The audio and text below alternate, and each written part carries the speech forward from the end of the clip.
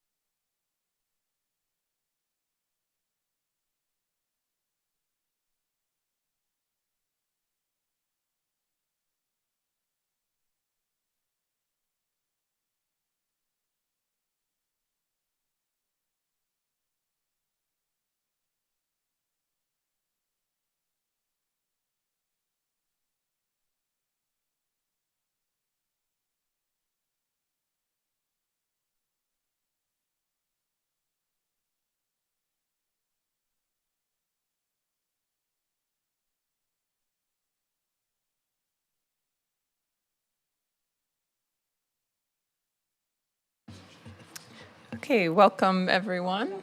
Wait for this to turn on. There we go. Welcome everyone, and we will call to order our Committee of the Whole meeting. Before we start tonight, we will recognize that we're holding our meeting on the unceded traditional territories of the Hupachesit and Sashot First Nations, and just take a moment to be grateful that we are able to live, work, and play in the city of Port Alberni on their unceded traditional territories. So we do have an agenda in front of us. Are there any late items to add from committee members? Councillor Mealy. Thank you, Madam Mayor. It's very small. It's an acknowledgement, but I'd like to wish Mayor Minions a happy birthday today. Thank you, Councillor Mealy. I sang it. Thank you. And any late items from our corporate officer? No late items, Madam Mayor. Thank you. Then would somebody like to move approval of our agenda? Moved by it's Councillor Solda, seconded by Councillor Mealy. On the motion, all in favor? Carried, none opposed. Thank you. And we have adoption of minutes. We have minutes from from the meeting held at 6 p.m. on January 15th, 2024 as presented. Moved to adopt by Councillor Solda, seconded by Councillor Mealy. Seeing no comments on the motion, all in favor? Carried, none opposed. And we'll go now to public input period. This is an opportunity for members of the public to address council to address the committee on any topics. A maximum of 6 speakers for up to 5 minutes each will be accommodated. And for anybody who's participating online today, we'll ask that you use the raise your hand feature, and then we'll call on you to speak in the order in which you appear. Would any members of the public like to speak in public input period today? Thank you, Mr. Anderson.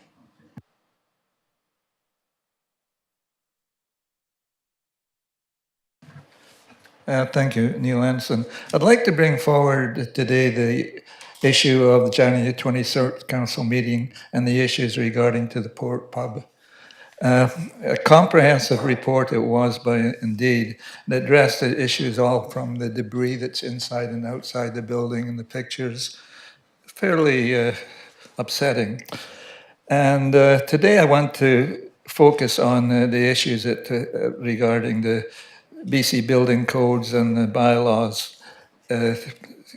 because I don't believe those issues were a case in the past.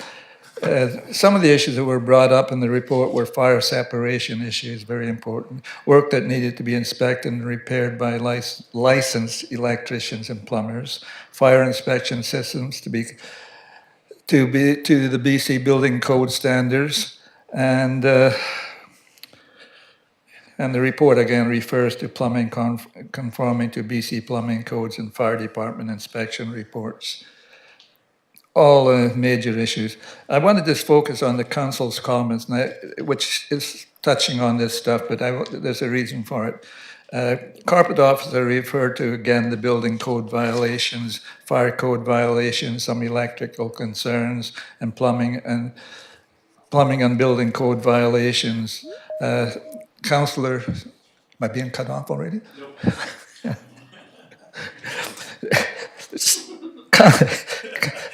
Councillor Solda was excited and said she was, and mentioned the fact that the mold was an issue, which it is, and it's as detrimental to people's health as other things like lead and asbestos, and that everyone should read the report. And Councillor Haggard said this is a very serious situation in our community, very serious situation in our community, and thanked the staff for the action they took. Councillor Miller and the Mayor mentioned that this is where people live and the importance of making sure that they're living in a safe place that's not going to be detrimental to their health. Now, my comments is I want to be clear that I support the staff's presentation. I think it was excellent and certainly covered every aspect that you possibly could. And I was happy that the council adopted that report. It was well presented and justified the requirement that all business owners must foremost keep the health and safety of their patrons in mind. A hotel and pub, above all, should be held to a higher standard because of the people that utilize the place, especially when you have large numbers of people going to jam sessions, hundreds of people, and they're subjected to some of the conditions. As much as I am totally supportive of the report submitted by the staff and council and city council's adoption of that report, my concerns in view of the similar issues that were brought forward in another hotel and pub only a few blocks away. To identify some of these major similarities briefly is non-compliance issues, permits, not mold, although I don't know, but asbestos issues. Who are the qualified tradespeople there? Because we refer to qualified tradespeople in doing the work in the port pub. Health issues, example, asbestos, which was a big one. Failure to have a qualified inspection for asbestos before the 10 tons of debris were removed. Definitely a safety issue. Hundreds of people were subjected possibly to asbestos in that case. Major structural work. They were told tenants could stay if they wish and they would work to do the renovations around them. That goes back to what you're saying, which I agree with twice now, that they may be vacated from the port pub until it's updated, the renovations have happened. So my question is, still waiting for some questions on the other hotel. I'm trying to avoid the name for sensitive reasons at the moment. Is what has changed since February 28th when I met with the mayor and the CEO? What has changed since 2020 in the manner the city is addressing the safety issues and non-compliance issues re the port pub and hotel and the extensive renovations of the other pub and hotel 3 blocks away? What present changes took place at City Hall that we now speak out about regarding bad behavior of the owners? Again, I support the action taken on the part of the City Council and the staff. However, I remain disappointed in the lack of action, similar action taken on the long issues that I drove myself crazy with in bringing forward for about 3+ years. I don't expect an answer to that. I want to voice an opinion on that. And but if someone wants to, and I stand by everything I say, I've done that from day one. It's all documented. But if there's any questions putting to me, I don't think I should be sent back to my seat like a school child. I will definitely stand back from the mic, but I should have an opportunity to justify maybe something that isn't right. So thank you, Mayor. Thank you, Mr. Anderson. Do you want me to sit down? Yes, please. Are there other members of the public who would like to speak today? Mr. Kennegeezer.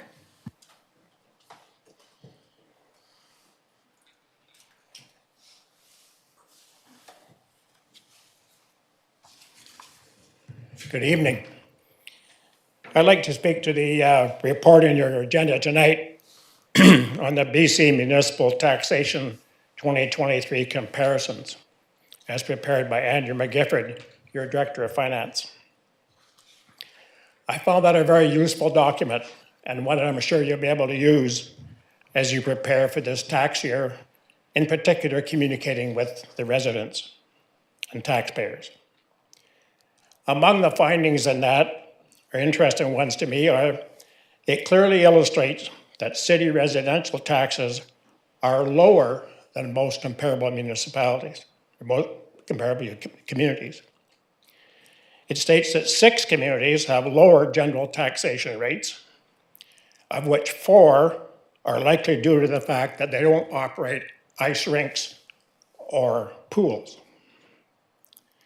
There's a very excellent analysis of the tax impact on the city for operating the arenas and pool with very little tax revenue from residents outside the city who enjoy the use of those facilities.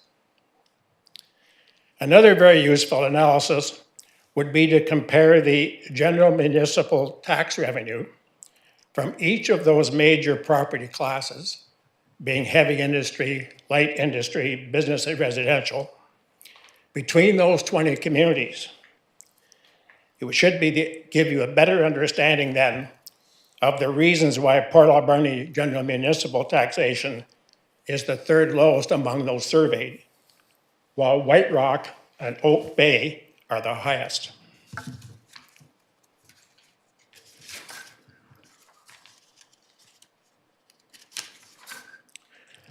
I urge the city to plan ahead while they're doing these deliberations of one of the largest tasks of a council in setting the budget. Plan ahead for the likely eventuality where the assessed value of heavy and light industry classes will be dramatically reduced as industry closes, with the result that those tax revenues will be unable to contribute those historical levels of taxes to the city.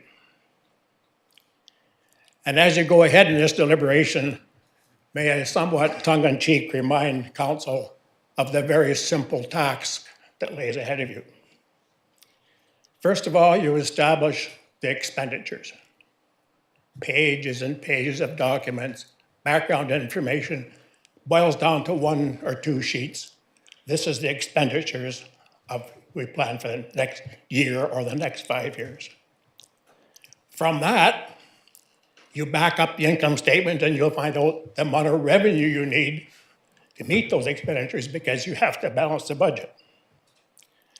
And of that revenue plan, after you consider the amount of money you receive from other groups such as government and gambling or whatever, out of that will come the amount of money you need from property taxation.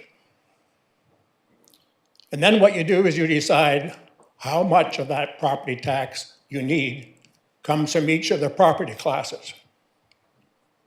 And then you simply take that amount of money you want from each property class, divide it by the assessed value that you've been given of that property class, and voila, you have the answer what you've been seeking in the tax rate.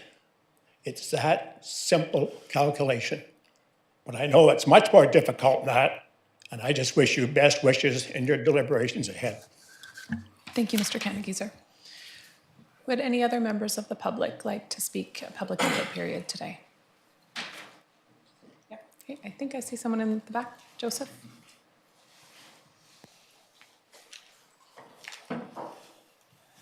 Hi, Mayor and Council. My name is Joseph Laskosic, and I have a couple of things I'd like to bring forward, but in lieu of the delegations that are here, I would prefer to do it after delegations if possible. If not, I'll keep these for another date. I don't mind doing that. So with that in mind, if you can let me speak after delegations, if not, I'll postpone it and let the delegations. I'd prefer to, because of the weight of that. If council's okay with that? Yep, I'm seeing agreement, so I'll call you up after the delegations. Thank you. Okay, thank you for that. And so we will move on to our delegations today. And the first one, we have Justice for Dante. Good evening, Mayor and Council and City staff. Thank you for having us here tonight. My name is Graham Hughes, and I am here with the family and loved ones of Dante Patrick Lucas, who I know you are all aware was a child who faced a lot of abuse and was ultimately murdered. Tonight, we are here to make a request to City Council and potentially partner on a project. But before we get into the work of that, I would like to take some of the time that you've given us to allow the family to speak to who Dante was. There's been a lot of media talking about what happened to him, but I think that an important part of this story is to hear that he was loved and that he was a child that really mattered to a lot of people. So with that said, I'm going to introduce Karen Rattan first, who was Dante's foster mother, and after that will be Patrick Lucas, who is his father.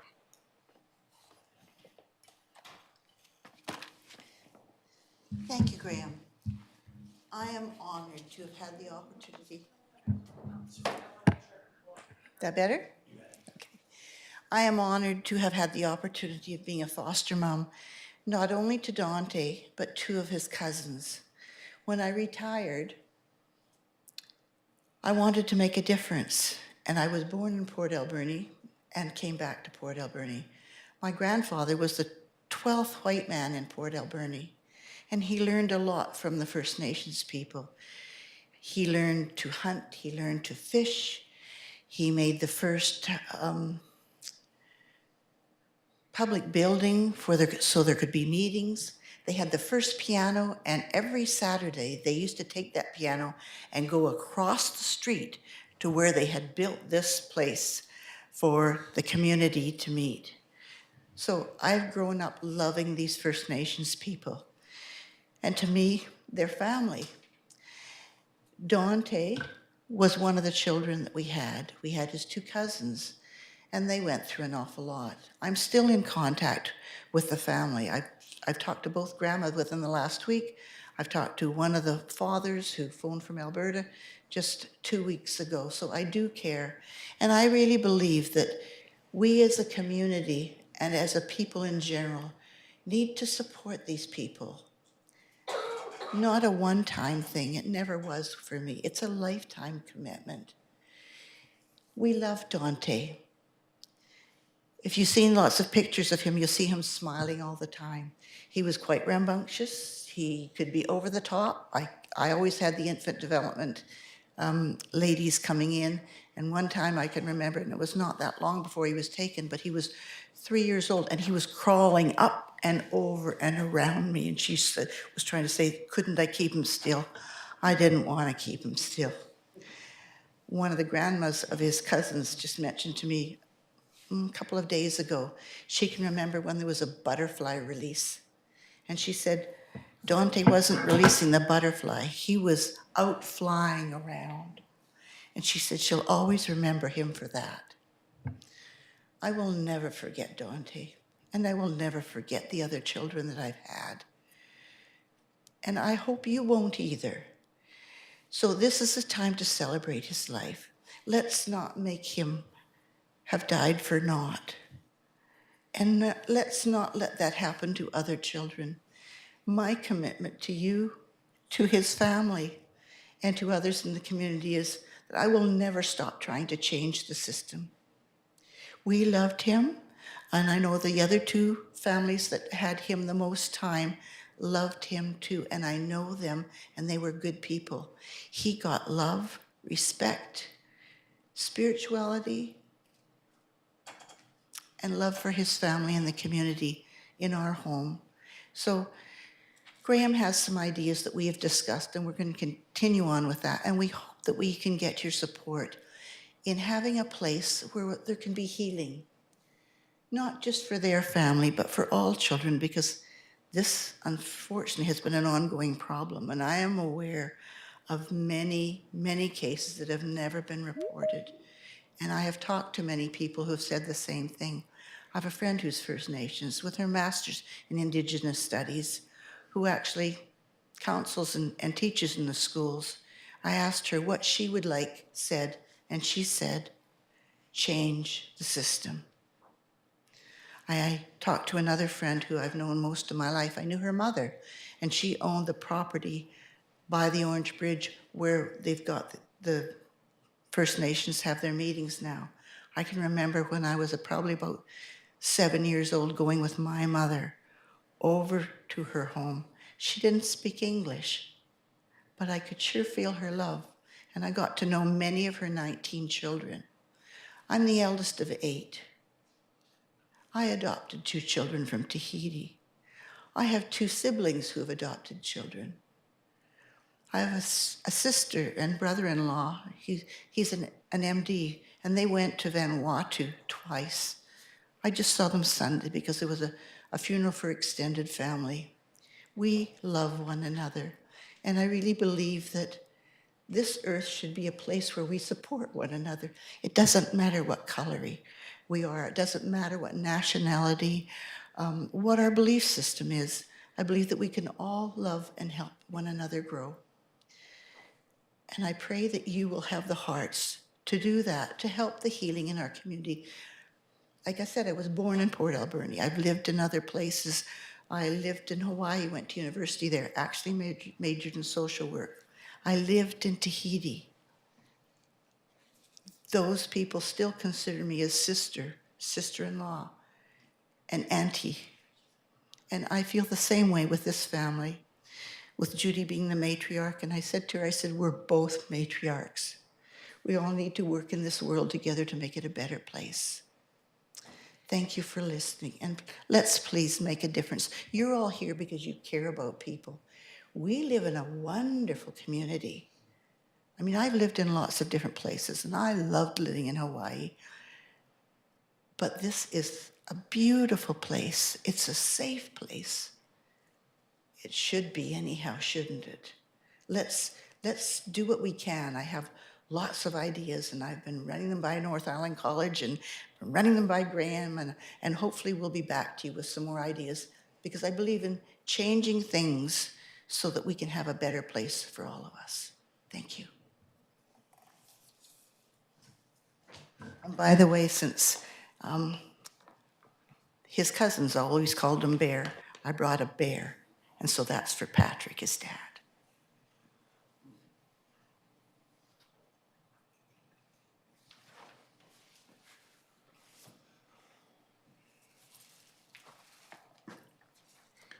Hi.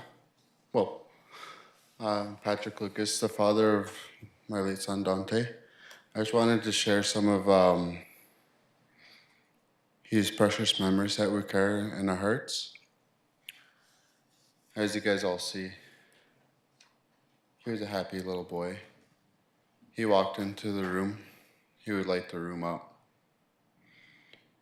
He loved his hugs. He loved to give out hugs, warm, loving hugs.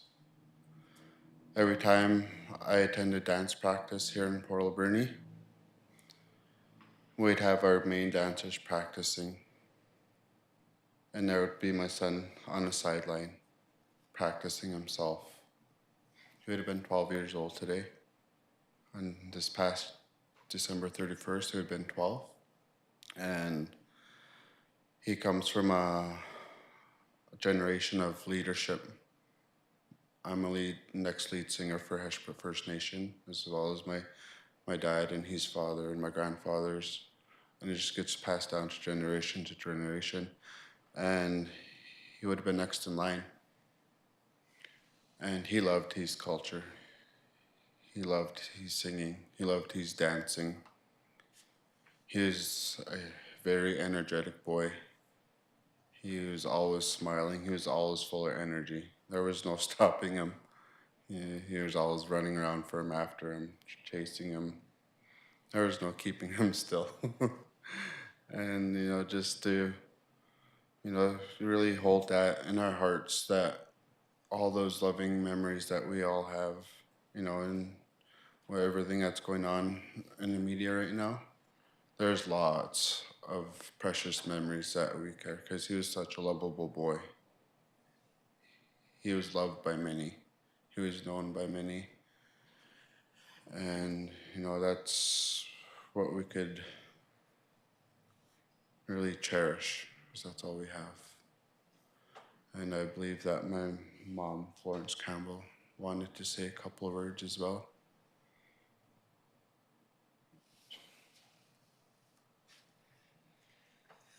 Hi, my name is Florence Campbell. I'm the grandmother of Dante. Like my son said, when he smiled, he lit up a room. His laugh was very contagious. He comes from a huge family on both sides. 5 generations, 6 generations in our family, and he was part of us.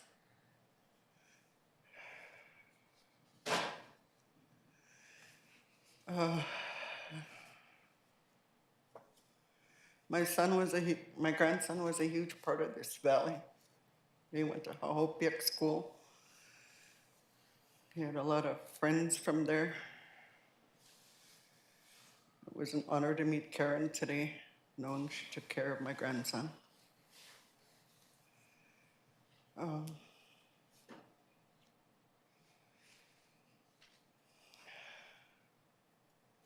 really hope things work out.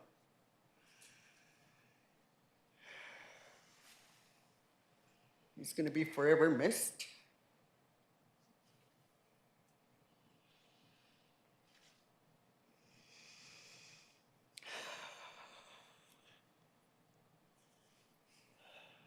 Every child matters. Every race matters. I miss my grandson dearly.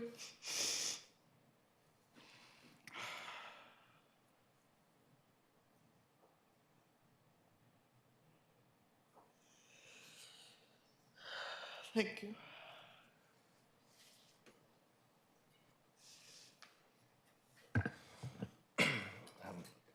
I actually didn't know Dante well. I only knew him through public transit system. And it turns out I knew him the period while he was being abused. And the thing that I think that's most impressive of Dante is despite what he was dealing with at home, he gave everyone a smile. Like it was for everyone. When you get on the bus, he was friendly with everyone he would meet, and he'd have things to share, people to talk to. And everything was like big news with Dante. You know, he was happy. It is humbling to think that he was able to have such resilience and such kindness right throughout what most of us, I don't think, would survive. He was a beautiful child. And the year Dante died, actually, I attended FNESC, the conference, the First Nations Education Steering Council. They had a conference, and part of the workshop was on reconciling spaces, which has stuck with me till today. One of the elders from the Nuchi Nation up in Merritt spoke on how they've reconciled their space where the former residential school was. And that when they had their first Orange T-shirt day on those grounds, it was the first time he'd ever seen children smile on the hills. And the lesson he left with us is that we need to create places and dedicate space to happiness and joy, because that's where healing can happen. There's a lot of ways that this can happen, but what we're thinking and proposing is that we do create a space like that here in our community, ideally a playground or a park, in memory of Dante Patrick Lucas. We want him to be remembered, and we want his memory to be preserved in a way that promotes joy and isn't just a case study or something that is, you know, a sad story that happened in our town. We want a space where people can laugh and play and create memories with their families the way that Dante was able to with his family. We would like to see it happen in a way that potentially, if you move and approve this motion to actually create a park or some form of memory project for Dante, that his family could also be involved in that planning process. Because there has been so much work that they've done largely on their own over the last few years, trying to do something to preserve Dante's memory. And this is a really impactful way for us to commit to not only Dante, but the Every Child Matters movement. Because I think in closing, what I can say is that, well, Dante's case was extreme. In our province, one child dies or is critically injured every day in foster care. And that's the stats we live with. So I think that the commitment, like Judy said, to Every Child Matters is a huge component of this. So the request is that we do go forward with a project, either a park or a playground in memory of Dante. Thank you. Thank you, Graham, and I want to thank all of the members of Dante's family who spoke today and who took the time to come and join our council meeting. I know I can't imagine how difficult it is to stand up and share your memories and after what has been a very difficult few years. I'll turn to council as well, but I just want to say I love the concept of creating a park or some type of play space, or possibly renaming one that we already have that was meaningful to Dante, maybe somewhere he played. And we have a few parks that potentially we're looking at updates to, so we could coincide with a park upgrade or something like that. So committee of the whole, I think, can have conversation and certainly can make a recommendation to council that we would like to explore moving forward with this idea. But I think the meaningful work will maybe be us communicating with the family, and maybe that's through you, Graham, to really get a better understanding of what might be meaningful rather than us just picking a space and naming it. So would love to know if you have any specific ideas, and if not, then we can have those conversations with you for sure. Great. Okay, I'll turn it over to council. And I should say we don't have an official policy about naming playgrounds and parks and spaces. And so the nice thing about that is it just leaves it open for us to decide and find an area that's meaningful, and then figure out what that looks like if there's support from council to dedicate that space. So thank you. Councillor Mealy. Thank you, Madam Mayor. Thank you very much to the family for coming tonight. It has been in the news, and this community is not unaware of Dante and the family struggle. So I appreciate you coming today, Clayco. Thank you for being here. Just just as we're sitting here, obviously you have an idea, or there are some ideas that you'd like to bring forward. I totally understand that, and I'm willing to hear any ideas. I used to go to Riverbend Park as a kid all the time. It's right on the river, which we know is very healing, especially in the local First Nations. So I would throw that out there as a suggestion that we could rename that park. It's big enough to have family gatherings and that. So, but if you have your ideas, I'd love to hear it. I just wanted to throw that out there. So. Other comments from council? Councillor Haggard. Thank you. Thank you so much for coming here today. Graham, every time you come to council, I cry. So I don't know, maybe don't come anymore. I love the idea of some kind of memoriam for Dante. And I love those words, dedicate space for happiness and joy. So maybe something along those lines, if we have something in memoriam for him, but have those words underneath, I think would be very meaningful for all children in our community. Thank you. Thank you. Graham? Molly is on Zoom and was hoping to say a few words if possible. Absolutely. So Molly, if you would like to speak, you will just have to unmute yourself as well. And then if you have anything you'd like to share, we've got space for you to do that now. Good evening. For those of you that don't know me, my name is Molly Lucas. I am married to Dante's eldest uncle. Thank you to Tishat and Hupatrasit for allowing us to be here this evening, and thank you, Council, for holding space for our family. I just wanted to speak a little bit about the aunt that was in the delivery room the day this little bundle of joy arrived. It was grandmas and grandpas and aunties and uncles and this bouncing baby boy that was born pretty close to grandma that's there in the room. And although there was some intergenerational trauma and things beyond our control, him going into the system, it does take a community. And some of the foster homes that he stayed in close contact with our family. So we knew he wanted to be a little firefighter. He actually visited me. I was office manager, and he popped in to show me his outfit. And leading up to my traditional wedding, Dante was at every practice, and he was a powerful little Kwikwatla dancer, much like his late great-grandfather Frisco, much like his grandpa Brian Sr., his father. And the most humbling thing was being able to see him at Hahopiak alongside my daughter, Madison Lucas, his sister. In our culture, first cousins are sisters and brothers. Wherever Mia was, there was Dante. Two gorgeous smiles that lit up our room, both of them. And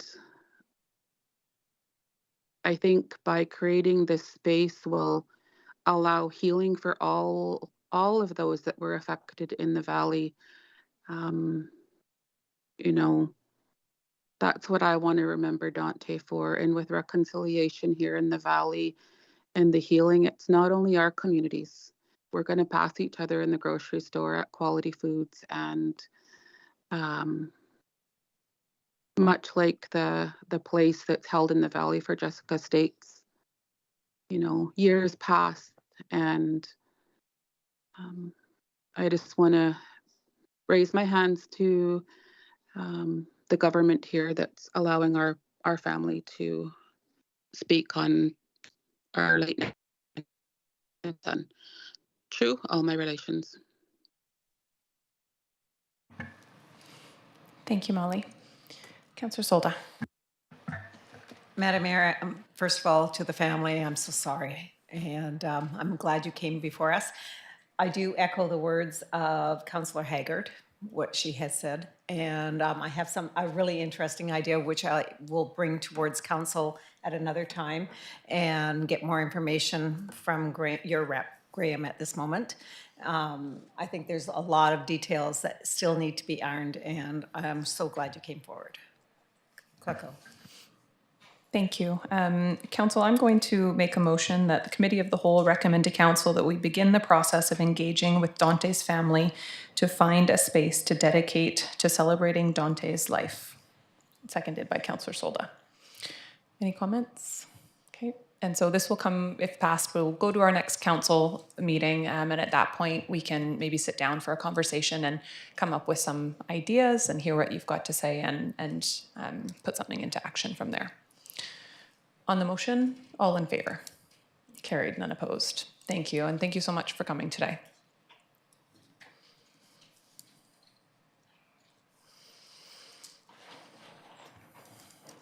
Okay. We'll move on to our next delegation for today. Really happy to have School District 70 and Ann Oswalt's class and the students of Social Justice 12. So we'll just maybe take a moment, and whenever you're ready, you can head up to the microphone.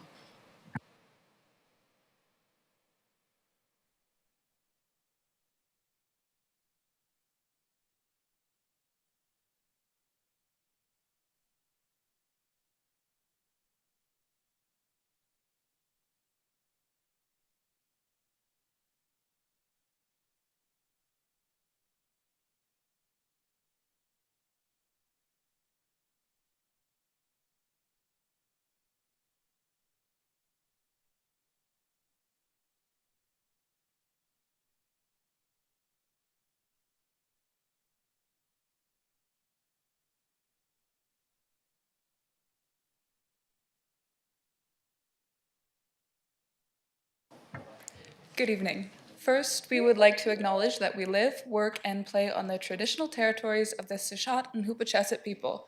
Huu-ay-aht First Nations has had a loss of a respected elder in its community. With respect to the families, members of Huu-ay-aht government, and the nation, they are closed today. They do, however, support this project and the decision of the Sishat and Hupachesit First Nations. Our names are Kate, Tia, Clara, Ava, Abby, and Kelsey, and we are from Ann Oswald's social justice class.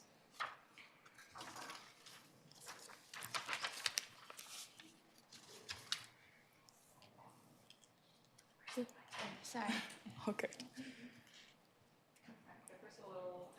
Nobody ever can make it work. Yeah, if you just, are you able to change that? So if you guys just kind of motion on when you want to switch the slide, that's great. Okay.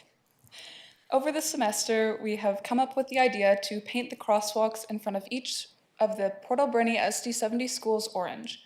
By doing this, we believe we can promote truth and reconciliation, as well as acknowledge the pain caused within First Nations families at the hands of residential schooling.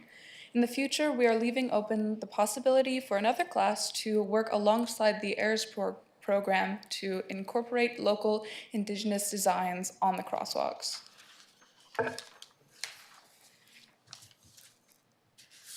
One thing we focused on while developing this project was consent. We believe permission is a key detail. We will not be moving forward with this project until we receive consent from survivors of residential schools and elders of both Tishat and Hupachesit First Nations. We are in contact with Wally Samuel and Tom Watts, who are our point people for AIRS. We have also reached out to local First Nations, in response, Wamish Ken Watts, elected chief counselor of Tishat First Nation, wrote that this idea sounds great. Susan Whale, Hupachesit CAO, provided consent and congratulations. Next slide. We sent an email to the respective elders for their consent. We are waiting for their response as they are currently consulting and will let us know when they have reached a decision. We respectfully request no one move forward until consent is received.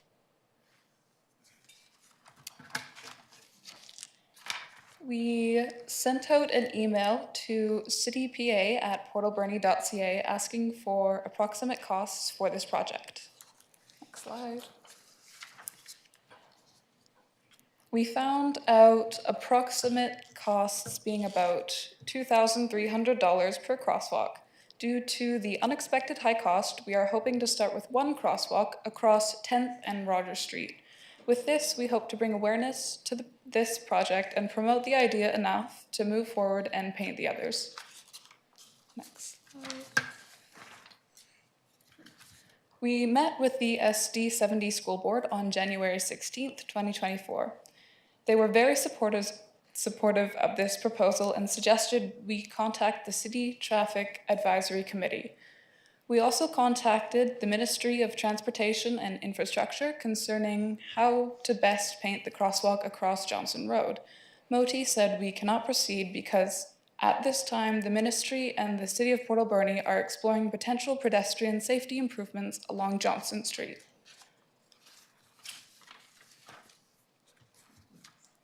We do not wish to keep this project to ourselves, as this project brings awareness and support to those affected by residential schooling. We wanted to share this idea with other schools and communities. We are currently in the process of making a how-to booklet, including templates of emails and talking points for conversations with chiefs, elders, and residential school survivors. We will share this booklet with schools in Tofino, Ucluelet, and Bamfield if they wish to pursue this idea within their own communities. We will also share this idea with Hyopiak and John Paul II.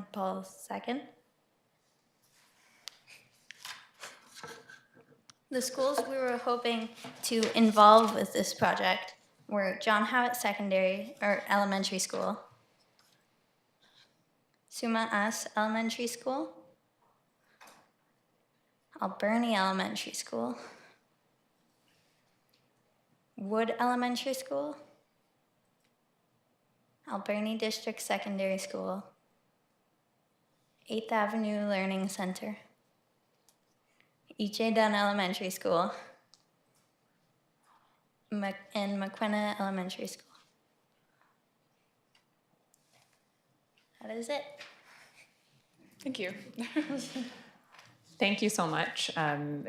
Every year that Miss Oswald's class comes and presents ideas to us, they are always so well thought out, and we are always just incredibly impressed by the diligence that you've done. So really want to thank you for coming today and for the work that you've put into this already. And specifically, I really love the creating a guide so that it is not just something we do here, but something you can share with other communities. That's fantastic. I will pass it over to Councillor Solda. Thank you for your presentation. I thought that was really interesting. But I do have a question maybe to the CAO. Just curious to know, how would that work? Because we're used to white and, obviously, I don't know if that makes much of a difference. And also, if we did go ahead, and it's a higher grade paint that we use for crosswalks, but could we also do it fluorescent? I'm just saying for standing out for drivers and stuff. And my other thing too is it hasn't gone to the traffic committee advisory, has it? I didn't get that impression it did. Okay, so I would be interested to hear what that presentation and how the outcome comes out of that. So I'll let the CEO, Madam Mayor. Sure, thank you for the question. Really, we can paint crosswalks many different colors, and you'll see that in many communities. If you use thermoplast, it's about double the cost, but it lasts about 5 years. And I would suggest doing the decals if you're going to put any imagery on, to do it at the same time, as then it's a clean slate. from that. If we are replacing a crosswalk that is already has thermoplast down, to remove the white that is there, it would cost about $2,600 to remove that before we can use the clean slate. So it depends on the location for the cost, but any color we can do, and we could make it more shiny. There are a lot of people, and I believe we do that this year as well, as we sprinkle more of a granular type material that reflects the headlights, so it also becomes more apparent. Thank you. Councillor Mealy. Thank you, Madam Mayor. Thank you very much, class, for coming today. Really appreciate that. I also really appreciate the fact that you stated a couple times in your presentation that no work is to be done until blessing is given by local First Nations. I think that's very key.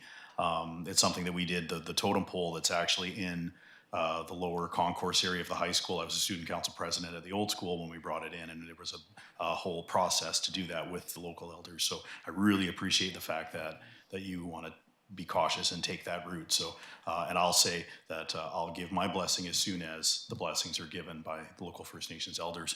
And I'm also glad we're talking about paint, because that's going to go into something we're going to talk about later when I talk about safety on the roads. So, but I just want to say I really appreciate it.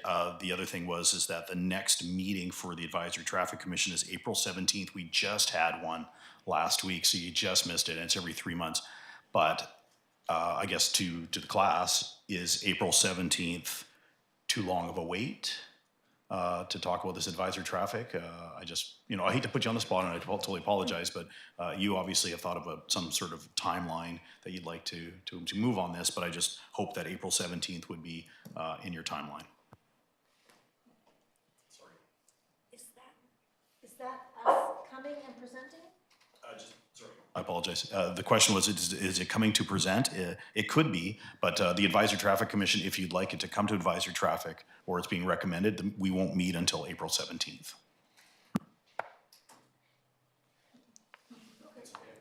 Yeah, sure. All right, thank you. I Sorry. believe it's possible. I appreciate it. Sorry, class. Sorry. Thank you. Thank you very much. Councillor Dame and then Councillor Patola. Thank you. Yeah, first off, I'd like to commend you all for the excellent presentation and all the work you did to bring this forward. It's just really powerful that this is a youth-led initiative, and so thank you for doing that, and for just sort of being a part of like setting the tone for how our society needs to be moving forward. And I appreciate that.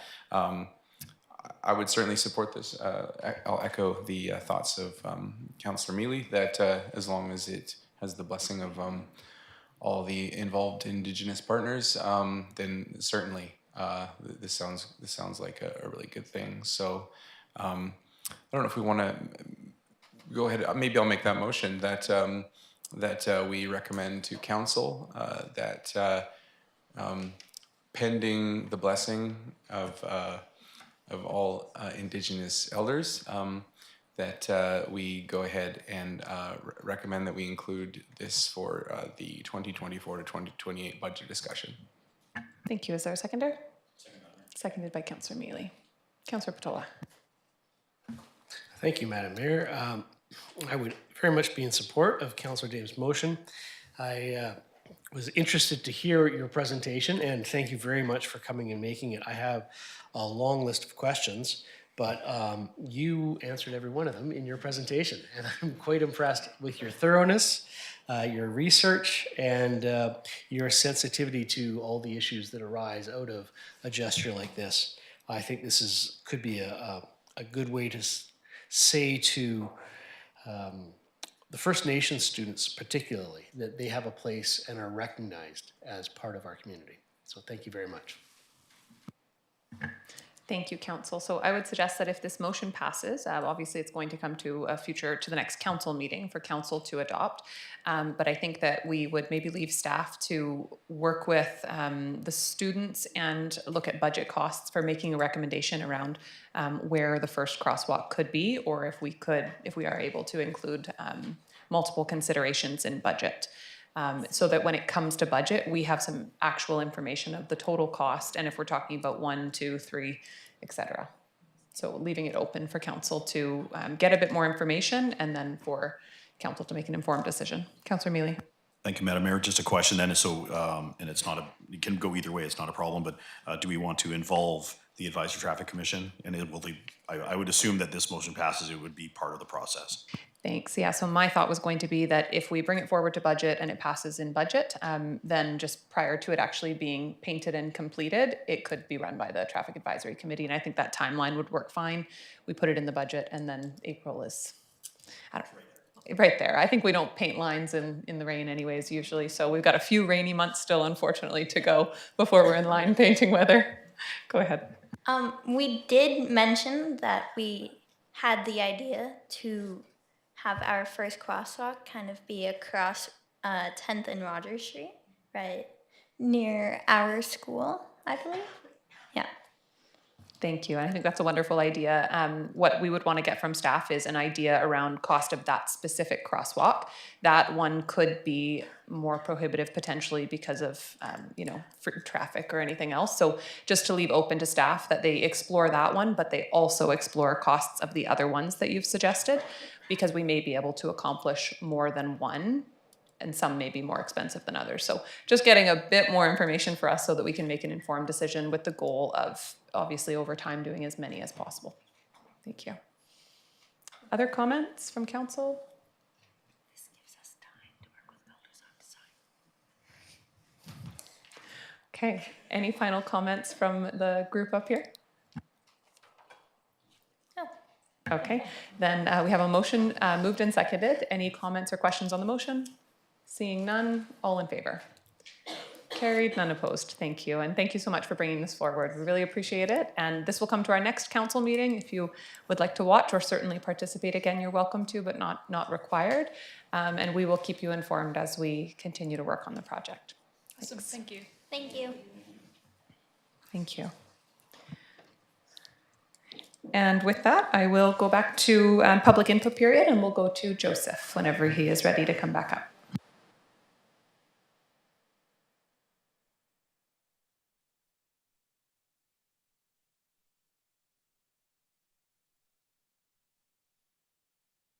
Thank you, Mayor and Council, for allowing delegation to go before and allowing me the opportunity.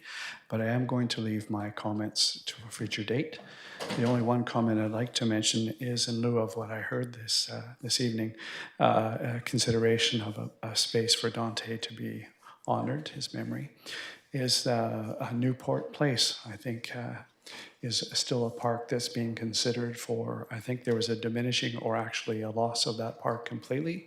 And I think there's still a process of looking into doing something there with Rainbow Gardens and the other places. So if that's still in the works, that might be a spot. So just a comment and a suggestion maybe as a possibility. That's all. Thank you.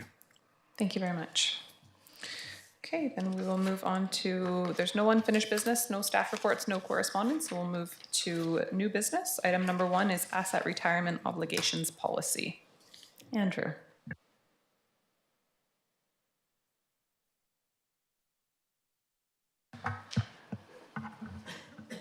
Thank you, Madam Chair. So the asset retirement obligation policy is for the committee to consider tonight, is to guide the requirement for finance and the city to ensure that we are meeting the public sector accounting standards. You know, it's a great topic to start the night off with for staff reports, but what it is a standard that recognizes the future liability that we have with retirement of our assets. So we have legal obligations as far as asbestos and lead containing materials, or even if we have a lease that we have with the Port Authority, for instance, what we have to do to return that asset to its original status, if it was the sewage lagoon or other examples such as that. So it is an accounting exercise per se. There's no specific costs that we would be considering, knowing that these costs have already been there in future budgets that we would be budgeting for that retirement. But the standard brings that information now into a standard that allows council, the public, everyone to know that there is a requirement in the future. So we've been looking at all our buildings, understanding what exposure we have as far as asbestos-containing materials and such, and looking at our leases to ensure that we have those details set. So the policy is there. It's a policy that was proposed by a lot of the qualified professionals as far as a draft policy that we could provide to council to consider, and it is based on that requirement to meet the accounting standards. So. Thank you very much. Council, are there questions? Councillor Patola. Thank you, Madam Mayor. I'm looking at the policy 4.3 and section 4.3 on the policy recommended. And I'm wondering, Madam Mayor, if the director could inform me what a prospective approach means. Madam Chair, so what we would do with that approach is we would look at the liability that would be created on the asset that we have to retire, record that as a liability, and then add the value to the asset to match off that liability, so that the statements obviously balance. Then moving to the future life of that asset, we would record the amortization that's already been incurred for that asset over the lifetime that we've had that asset. Further, we would take the remaining life and then amortize off what we anticipate as far as that future value for the asset to be retired.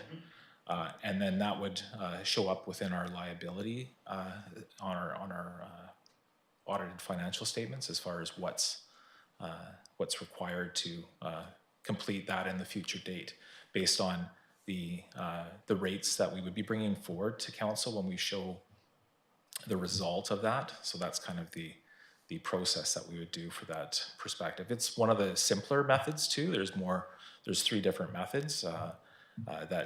This one is the less complicated one, and it's fairly straightforward. So what we understand is that most municipalities are choosing this method to proceed with the recording of the asset retirement obligations. Thank you, Madam Mayor. I wonder if Director McGifford could comment on whether or not this would then be a process that is included in future capital budgets in arriving at the cost of the capital budget over its full lifetime. Yeah, Madam Chair, the realization of these future costs will be part of the asset management process. We would have to understand what's required as we maybe improve these assets. It's going to be a continuous improvement. Obviously some assets are long-lived. We might do renos to different assets, but there's so many variables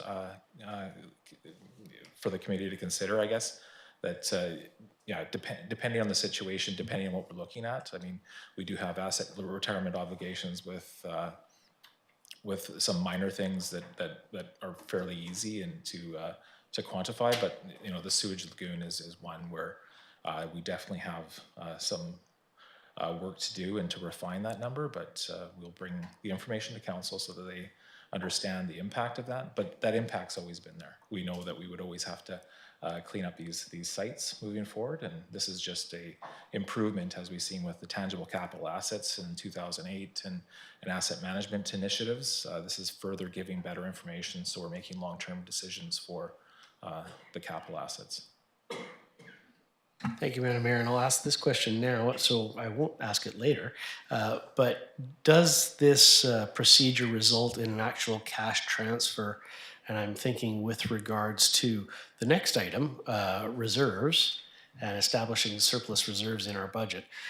Is this simply a non-cash bookkeeping entry, or is this actually going to result in a cash transfer so that we have the money in reserve when we have to retire the ponds? Madam Chair, that's a great question. So it's by recording it is non-cash. What we do is we start to identify where we would have these liabilities and then fund them through the reserves in the future. Or if we don't do that, we either borrow at the time of completion.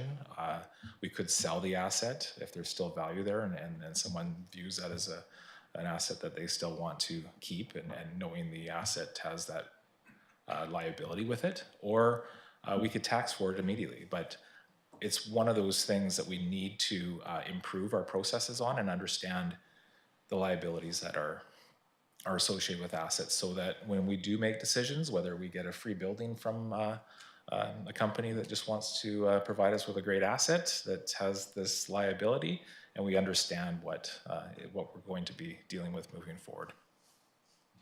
Thank you. Other comments or questions? Councillor Haggard. Thank you, Madam Mayor. One thing I'm not clear about on this is each asset has an expected lifetime. However, we often go over that expected lifetime of the asset. So do you calculate it on the expected lifetime or the actual lifetime? Do you understand what I'm saying? Sorry, I'm not very clear. Madam Chair, that's clear to me, I think. So hopefully I can clearly communicate back. But yeah, we constantly look at the assets. So we know that often, let's say our aquatic center is something that is at end of life, but we're still using it. We have this building here that was built in 1958 or 59, still using it. We anticipate being here for a long period of time. So what we would do is we would update every 3 years to see what the anticipated lifetime is, and maybe investigate to see if there's any more kind of scope that we need to bring into the liability. So what I have asked management to do is anticipate what that asset is going to be used for, like how long. So City Hall, if it's going to be another, let's say 15 years that we anticipate using it, we'll amortize the liability over that final 15 years. So I hope that clears up. Thank you. Okay, seeing no other comments, Councillor Mealy, would you like to read this motion? Thank you, Madam Mayor. Move that the Committee of the Whole recommend Council approve Policy 3009-4 Asset Retirement Obligations. Thank you. Moved by Councillor Mealy, seconded by Councillor Patola. Seeing no comments on the motion, all in favor? Carried, none opposed. And we'll move on to item number 2, Fees and Charges Bylaw 2007, Bylaw number 4665. Thank you, Madam Chair. So there's a few minor amendments that we have in the fees and charges bylaw. What we've done is we've asked managers to review and update, and we did have some feedback, and we made some minor changes to some of the fees, the nominal fees for moving from $7.50 to $10 for some of the retrieving of the records. We've reviewed other municipalities, and that seems within reason. It's not a money-making process by any means, but it's just trying to cover the cost of admin. I just want to note that when we were working on the credit card processing fee, which is a new option for the city to use, we've had quite a few of members of the public that are seeking this as an option. We've included that as far as something that we can undertake, but obviously with a credit card, there is fees that are much higher than debit. So we do have that recovery there. In the report, it says 3.5%, but after looking at what we actually are charged when we're attempting to recover the cost of processing credit card payments, we changed it to 3. So apologize for not catching that, but the rate in the bylaw is 3%. Also, a minor change to the engineering and planning services. We do the annual update of the water and sewer bylaws. So what we've been doing is making changes to the cost for the hydrant. I would like to refer that purely in the water bylaw rather than have it here and in there, to ensure that we're not having to bring this back to council every year when we're making changes, but when we do make the water services bylaw and fees and charges bylaw, we make that change there. And a few of the items have been struck too, as far as what we currently provide. We don't have a darkroom anymore, so Parks and Rec and Culture have removed that. So it's really just a minor update, but the main intent was to ensure that we have the fees and charges for the credit card processing, which we have now enabled. Once council passes the fees and charges, we can start processing credit card payments if the public chooses to do that for that additional 3%. Thank you. Questions? Councillor Millie. Thank you, Madam Chair, through you to our wonderful Director of Finance. So when it comes to the credit cards, it's something new. What will be the limit that a person can come into any facility? Now, the reason why I say this is, you can pay credit cards for small amounts, but if there's a larger amount, even say taxes, is there a limit where someone can come in and use their card at this point? Madam Chair, there is no limit. The limits would be within your card. So you have daily limits often on your credit card for processing, no different than your debit card. So that would remain up to, if it's $10,000 and your limit is $10,000, you could process it plus the additional fee for 3% on top of that. Thank you. Anybody else? Yes, Councillor Petula. Thank you, Madam Chair. Madam Chair, could the director comment on what the contract with the credit card financial institution providers requires with regards to charging or further charging or roll-on charging with the cost of using the credit card? Sorry if I'm not clear. Is there any prohibition in the contract with the financial institution about having the vendor charge those fees? Madam Chair, there's no longer that requirement. That was changed recently. I don't know the details, and I'm not going to be able to answer in great detail about what the changes are, but I know that we're able to do that. But there's also a fee for service charge that was on that we had the ability to use previously.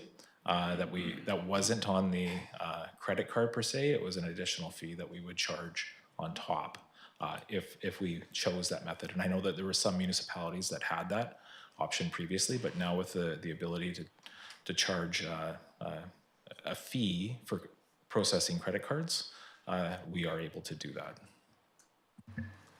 Thank you. Other comments or questions from council? Councillor Solda. Just a quick question, Madam Mayor. So let's go back to the credit card again. And so is the credit card, can you use the credit card online too? Like if people are paying their taxes online, can they use that, or do they have to actually come in? Sorry, you're going to get that question anyway, so I figured I'd ask that now. Madam Chair, what I can do is I can get that for you when we bring this back to the council, and then ensure that that's clear. So I apologize for not having that. Thank you, Councillor Patola.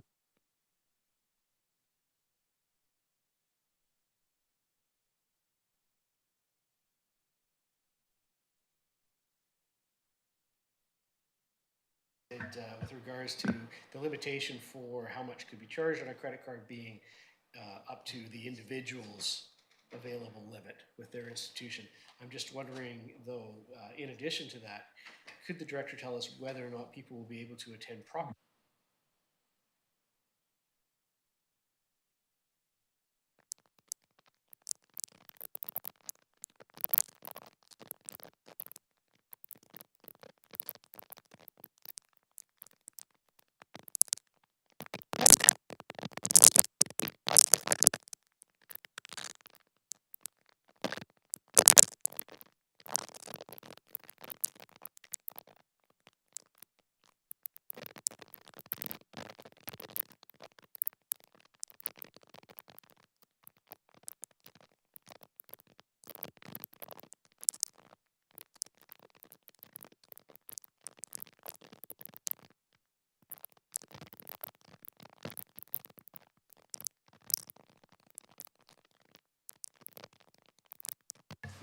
Thank you. And I think my mic is working still, but as a result of some technical difficulties, I think we're going to just recess for 5 minutes, see if we can do a quick check on everything and make sure that everyone who might be watching online is able to hear us properly. Thank you. Test. Hello? Hello. Test. Mine. Mine's Hello, hello. Mine's not working either. This one works. Check, check, check, check. Hello? Hello? No.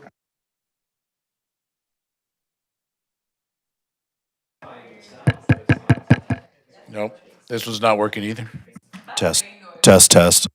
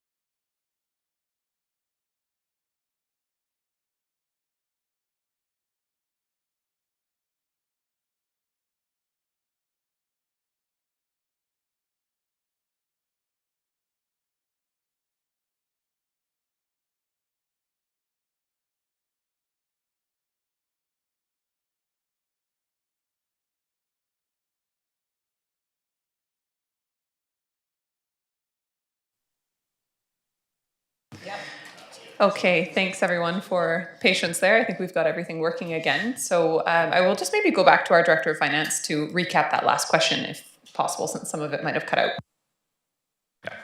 So, thank you, Madam Chair. We do have the ability to undertake credit card payments online within our systems. So we just have to make sure that we turn that on. But that will be an ability to make that payment online moving forward, which gives that flexibility to the public to ensure that they can meet deadlines for payment and it works for them. So it's another option that is beneficial if you decide to use it. It is an extra cost, but it is convenience. Thank you. Other comments or questions from council on this report? Seeing none, Councillor Mealy, would you like to read this? Thank you, Madam Mayor. I move that the Committee of the Whole recommend that Council endorse amendments to the Fees and Charges Bylaw 2007, Bylaw number 4665, by replacing Schedule A and provide 3 readings of the amended bylaw. Thank you. Moved by Councillor Mealy, seconded by Councillor Dame. Seeing no comments on the motion, all in favor? Carried. Thank you. Item number 3, we have the BC Municipal Taxation 2023 comparisons. Thank you, Madam Chair. Member of the public, Mr. Kangiser stole a bit of my thunder today. But yeah, no, this is an interesting report to review, and just hoping that council can consider and understand, you know, where the city of Port Alberni sits versus other municipalities, not only for tax increases over the past few years, which has been updated in this report, but where we sit with our variable and overall fees and charges for the typical residential property. So as taxation being the single largest, most important revenue source for the city of Port Alberni and most communities our size, I thought it was time to just bring this forward and show council and the committee just where we sit. So the community charter allows tax rates to be decided by council. Those burdens, those shares of tax are set every year, and often we review what's happening in the tax roll. So obviously, probably in the mid 2000s, we were at about a 60% or a 40% tax rate for our major industry, and now that's just around that 18% for major industry, but we have seen some increases with light industry. The city also collects taxes through an efficient means of one tax bill going out to the public. So we do collect for the Alberni Claycourt Regional District and the Hospital District, also Vancouver Island Regional Library, which is within that general municipal section of the taxes. In 2017, that was pulled out to identify the cost of the library on your tax notice, and that was a change, but it's still reported in the stats that you see in the table as far as the general municipal taxation. As I said, this is provided for information, for consideration as we go through the financial planning process. And just looking at the variables as far as taxation in similar communities, the city of Port Alberni is on the lower end when we look at those. And you look at the overall taxation, including our water, sewer, and our solid waste fees, we're also still very low, second or third, depending on what variable we're looking at. And I think, as we bring information forward, as we bring additional reports about supplying our reserves, as we need to do asset renewal and replacement, I think it's important to keep our eyes on the fact that we are within that range throughout BC. When we look at the multiplex and the ice arena, the city does pay for all of the taxation into that service and those services, whereas if we were in the regional district as a service for both those facilities, we would see about a 56% share of that cost if we included Beaufort, Beaver Creek, Cherry Creek, and Sprout Lake. And that's based on land and improvement. There's other ways you can do it, but generally the regional district service model is a land and improvements. The Vancouver Island Regional Library is one where it's 50% population and 50% taxation through the, assessment through the tax roll.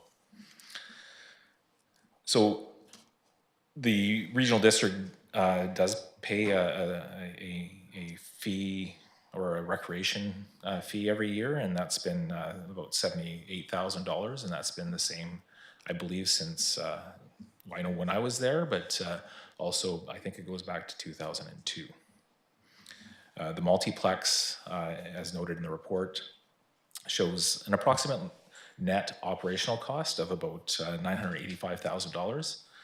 This includes an administration allotment that you wouldn't see in the line items, and a general asset renewal contribution.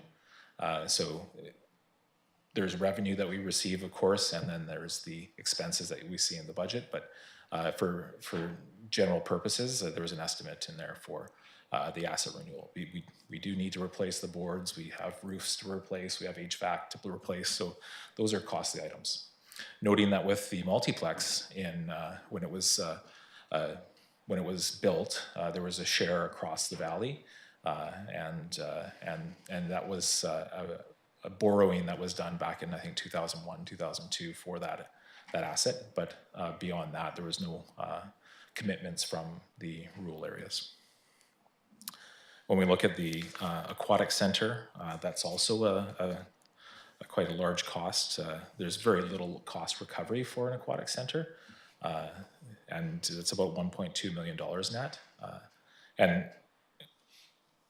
And if this was a regional district service, once again, you could probably see about $500,000 set aside coming from the rural areas if this was a regional service. So I know they do pay fees to enter the facility and use the facility, but there is a large portion of taxation that comes from the city property owners to provide that service. We provided a table back a couple years ago in 2021 or two that showed the general municipal taxation, and we were on the lower end, just under 15. There also is a table in there that gives the update of that same table, just for context, and we're still on the lower end at a total of 29% over a 7-year period. When we look at the funding, we do need to look at our asset renewal and our asset management, and staff are thankful that council has given the allocation to do our master planning and understand what our future asset needs are, and bring that information to make some good decisions on how we need to start funding our reserves. So it's going to roll into the next couple reports, but we are going to be doing that work in the next year or so. So we have the resources now to start populating some of these plans, and it's time that we bring that information to council. So with that, I'm open to having some discussion about anything that the committee would like to discuss, and if there's any additional information that you need to seek, we can take some feedback from the committee. Thank you very much for the information. Councillor Solda. Just to go back to, thank you for the report. And is it possible to just put on screen for people to see table 1 and 2? I mean, I just think a lot of people won't see that. They'll have to go digging. So anyways, my question is to go regarding the waste and sewer in that report on the tables. Some communities, you alluded to it earlier, but some communities in their taxes pay as user pay, and some people it's included. So was that encompassed in this tables? Put into the tables at all, or how does that work? Yeah, so Madam Chair, I'll try to answer. If I'm incorrect in my response, I can get some further clarification. But with the table that's there, the total variable tax rate is what is from taxation. And then the total user fees, and this past council has made water and sewer and now solid waste fully funded through those user fees. So that is the model that is here. Other municipalities, I couldn't tell you what they might have as far as a fee structure. I know that that best practice is moving forward with a lot of communities, is making sure that the fees that they charge represent the cost of providing that service. And that's important too when you have service delivery outside of the city, or other types of situations like that. But that was a good question, I think, to identify that difference. That could be a difference. That's why we do need to look at both the variable and the total taxes to the community. And the only reason I ask is because I have people that say, well, I get more work in another community that I have a place, right? And I said, well, what do you pay? What's in it? So my other question is, when you talk about the asset management and that, what's the timeline? Are we looking on all these reports? Because I sure would like to know, and that's a note I have about everything we're waiting for, all the reports and studies that we're doing.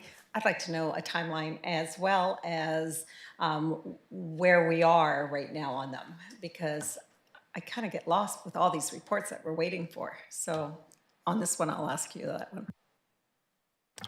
Madam Chair, I know that the Director of Infrastructure is working on bringing a report to the committee or council on the timeline. So I think it's best that we let the Director of Infrastructure bring that forward and get that to the committee and council so that they understand that. That's a good point, though.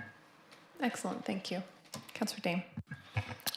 Yeah, thank you through the chair. I just wanted to say thank you to Director McGifford for this very timely and informative report. I found this one to be yeah, just a lot of great information, very laid out very well, and I think this is information that would be very useful for the public to seek out as well. So thanks.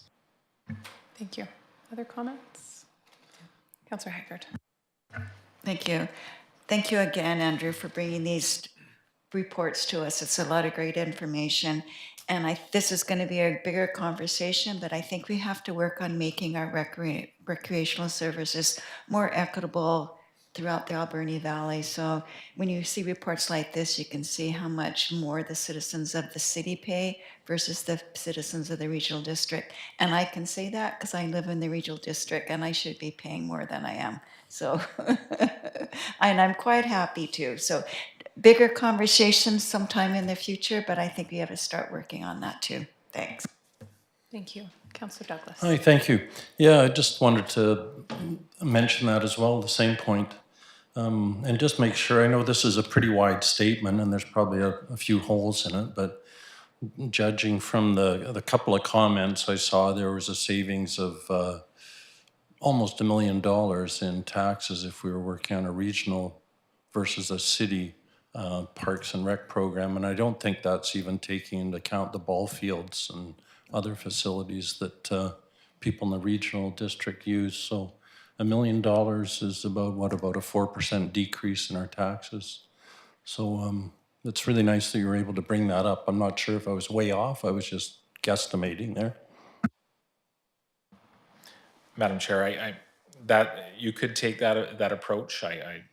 But I think there has to be some discussion with the ACRD as far as what that could be. Obviously, the directors, to be respectful of their position, this is an example that I just provided, and there's some general isms in there. But it's I think still reasonable as far as where the costs are. But it comes down to maybe how we provide service in the community moving forward and what approach we take. But this is one bit of information, and you are correct that there is no provision for the fields or other things. But I think the directors at the ACRD would say they do provide other services too.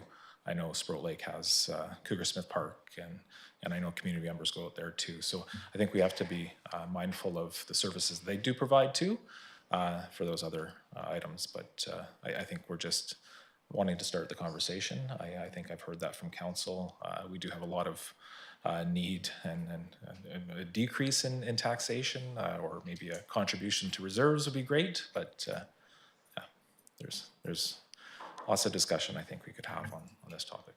Thank you, and I think it's worth noting that Cougar Smith Park actually has a sign up at the newly improved pickleball courts that says, first and foremost, for the use of the residents of Sprout Lake.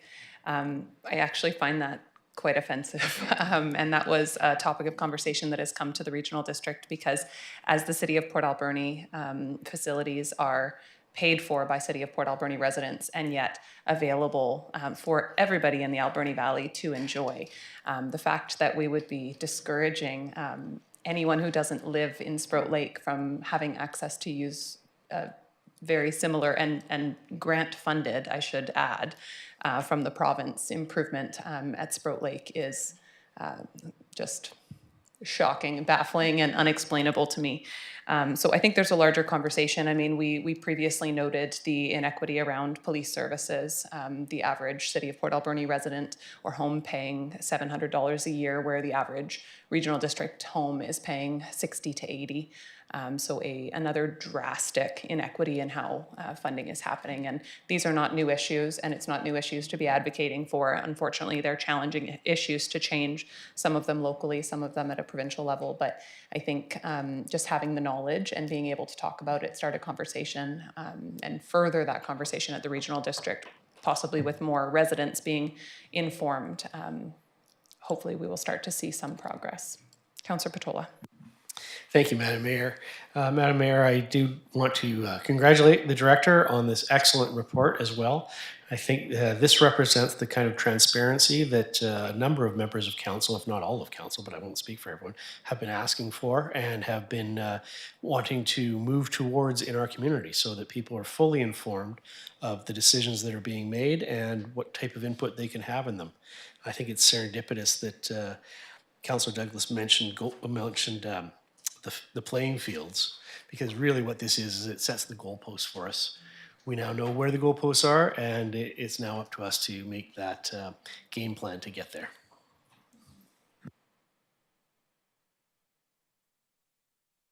Thank you. Other comments? Sure, go ahead, Councillor Douglas. I'd like to make a motion that the committee of the whole receive the report BC Municipal Taxation 2023 comparison dated January 21st, 2024. Thank you. Seconded by Councillor Solda. Seeing no further comments on the motion, all in favor? Carried, none opposed. And thank you again to our Director of Finance for this report. I think if nothing else, a conversation starter and a bit of context. And the only thing that I would add, and maybe should have before we voted on it, but it's just receipt for information, is that while we may be the second lowest in the province out of communities, 15,000 to 40,000, for what people are paying in combined property taxes and sewer, water, and garbage fees. I think that still many people in our community would deem our taxes unaffordable or putting pressure on them. So I think this highlights probably a larger issue with services being kind of I don't know, services that probably should be funded by different levels of government, municipalities trying to take them on and being ever challenged for some of the increasing needs that are upon us. And so I think that's just important to keep in mind. This is really good information, and the regional district piece certainly has a lot of bearing and deserves a lot more conversation. But I think we do have to keep in mind as we approach what's going to be a difficult budget year that while we may be low in comparison, we probably are still not low in the minds of most of our taxpayers, no matter how many charts we put in front of them. But thank you for the report. We'll move on to item number 4, which is Reserve Fund Establishment Bylaw number 5086, 2023. Thank you.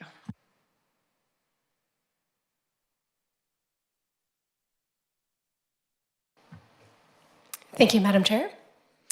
So the purpose of this report is just to bring forth an amendment to our reserve establishment bylaw.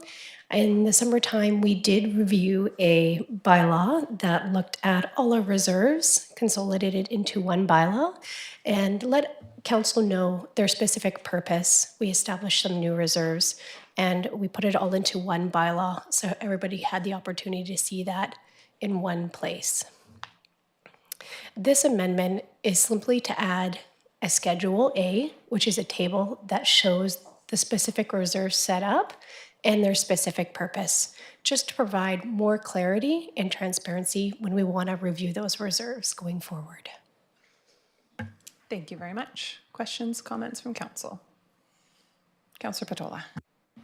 Thank you, Madam Mayor. I think this is excellent that the administration is reviewing our enabling documents and tidying it up. Good housekeeping is always a good process to go through.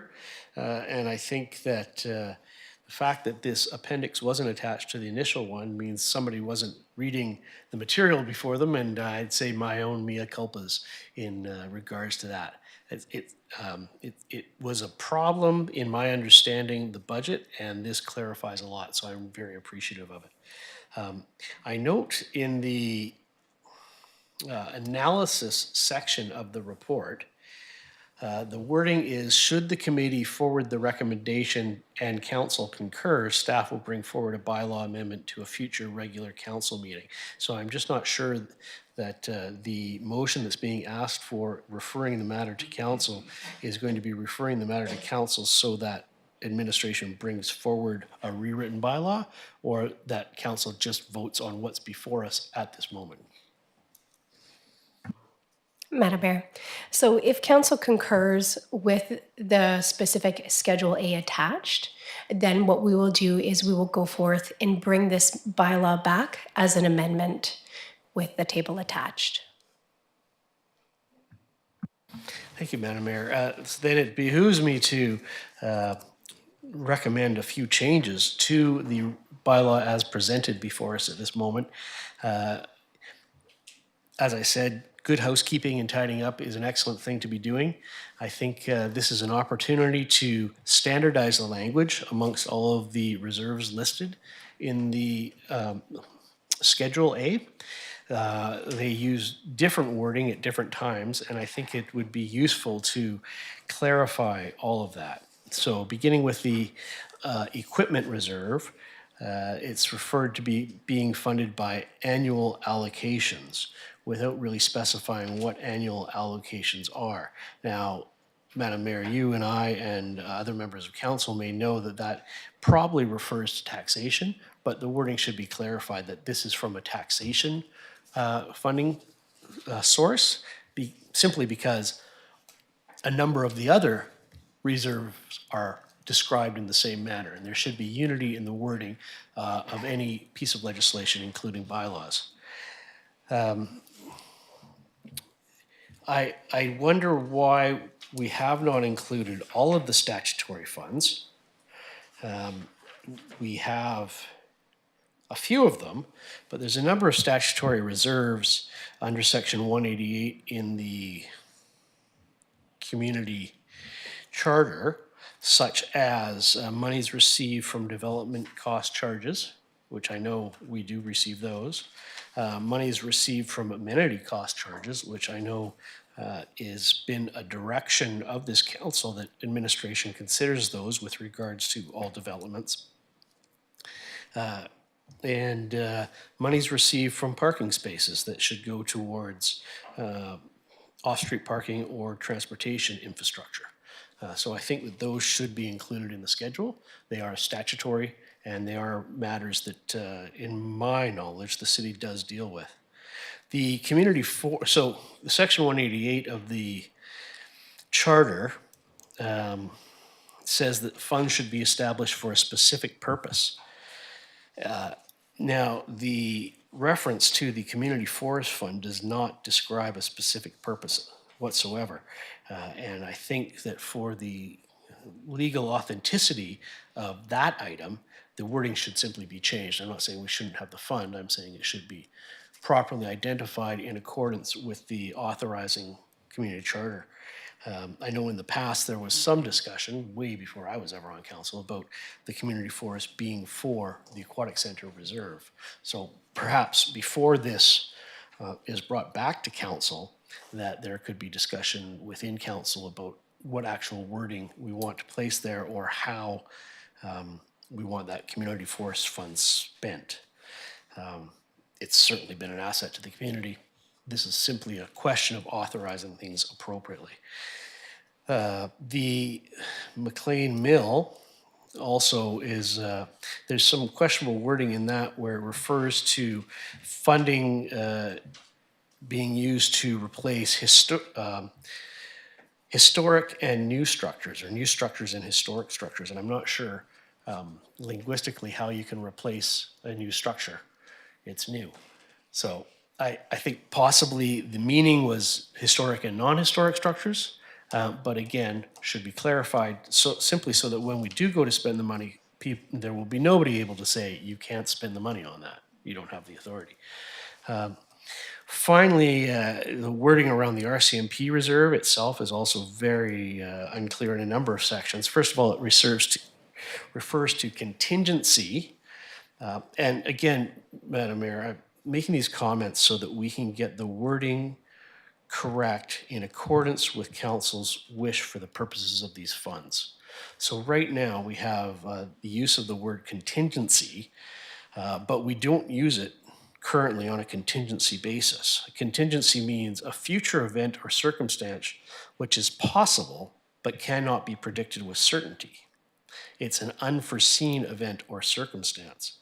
And currently, we've had a lot of discussion about the use of the RCMP Reserve Fund for community policing. Community policing is not a contingency. So it's simply just, in any reading of that section, I can conceive of no reading that empowers council to spend RCMP reserve funds on community policing. So simply before it comes back to council, if that is something council wishes to be able to do, the wording should be corrected. Also, it refers to programs directed by council. I think there's a word missing there. It should be programs as directed by council. I don't think council is involved in directing any programs. And finally, it's small, but then that phrase is finished with an and or for the third option. It could just be an and. It's an example of trying to make something sound legal when really all we really need to do is use plain language. Then we all know what it means. Simple as possible, as transparent as possible.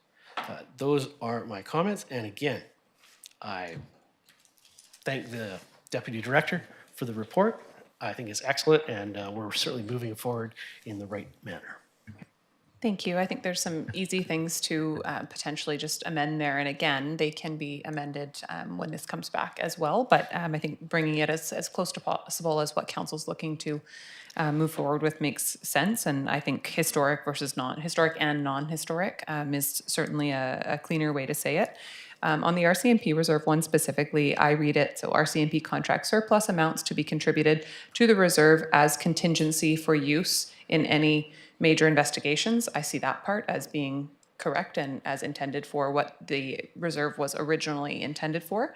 Other policing programs directed by council, I would rather this say other public safety programs, because we originally in our last strategic plan and with reference to it in this one spoke about non-police public safety, proactive public safety programs as well. So I think that's the intention there, was other policing, as in there's a link with community policing to actual policing. But I think public safety program just broadens it out if that continues to be the intent of council to consider. And I think the important thing here from my perspective is this is the intended use of the reserves. However, council has the authority through our budget to direct, these are our reserves. So council has the authority to direct use of these reserve funds to whatever they choose. As much as possible though, we want to be contributing to the reserves with the intended uses, the intended funds, and continuing to work in line with those uses as we do budget. But yeah, I'm not opposed to any of those wordings, but I think that adding the public safety versus policing programs from my intent certainly clarifies it. Councillor Patola, and then I'll go to Councillor Mealy. Thank you, Madam Mayor. You made a comment that reminded me, and it was a very good comment in that you referred to that in the past we've used these surplus funds for, sorry, and that's what I heard you say, so I could be wrong, but the point being that we've used these surplus funds at the whim of council eventually. And that was one note that I didn't refer to, but in general, the rewording of the entire bylaw should carefully discern between reserve funds and surplus funds. And I think a lot of our budgetary confusion, at least from this seat, has arisen from the interchangeability of those words. And it's important because reserve funds established by bylaw cannot be used for whatever council wants. They are restricted to the purposes of those reserves. So if we establish a reserve fund and fund it, we can only use those funds for the reserve with a fee. No, not unless council chooses, but there are some specific exceptions as set out in the community charter. So, but it's certainly not the same as surplus funds that don't require that have no restrictions on their use. Thank you. Councillor Mealy. Thank you, Madam Mayor, and thank you very much for the report.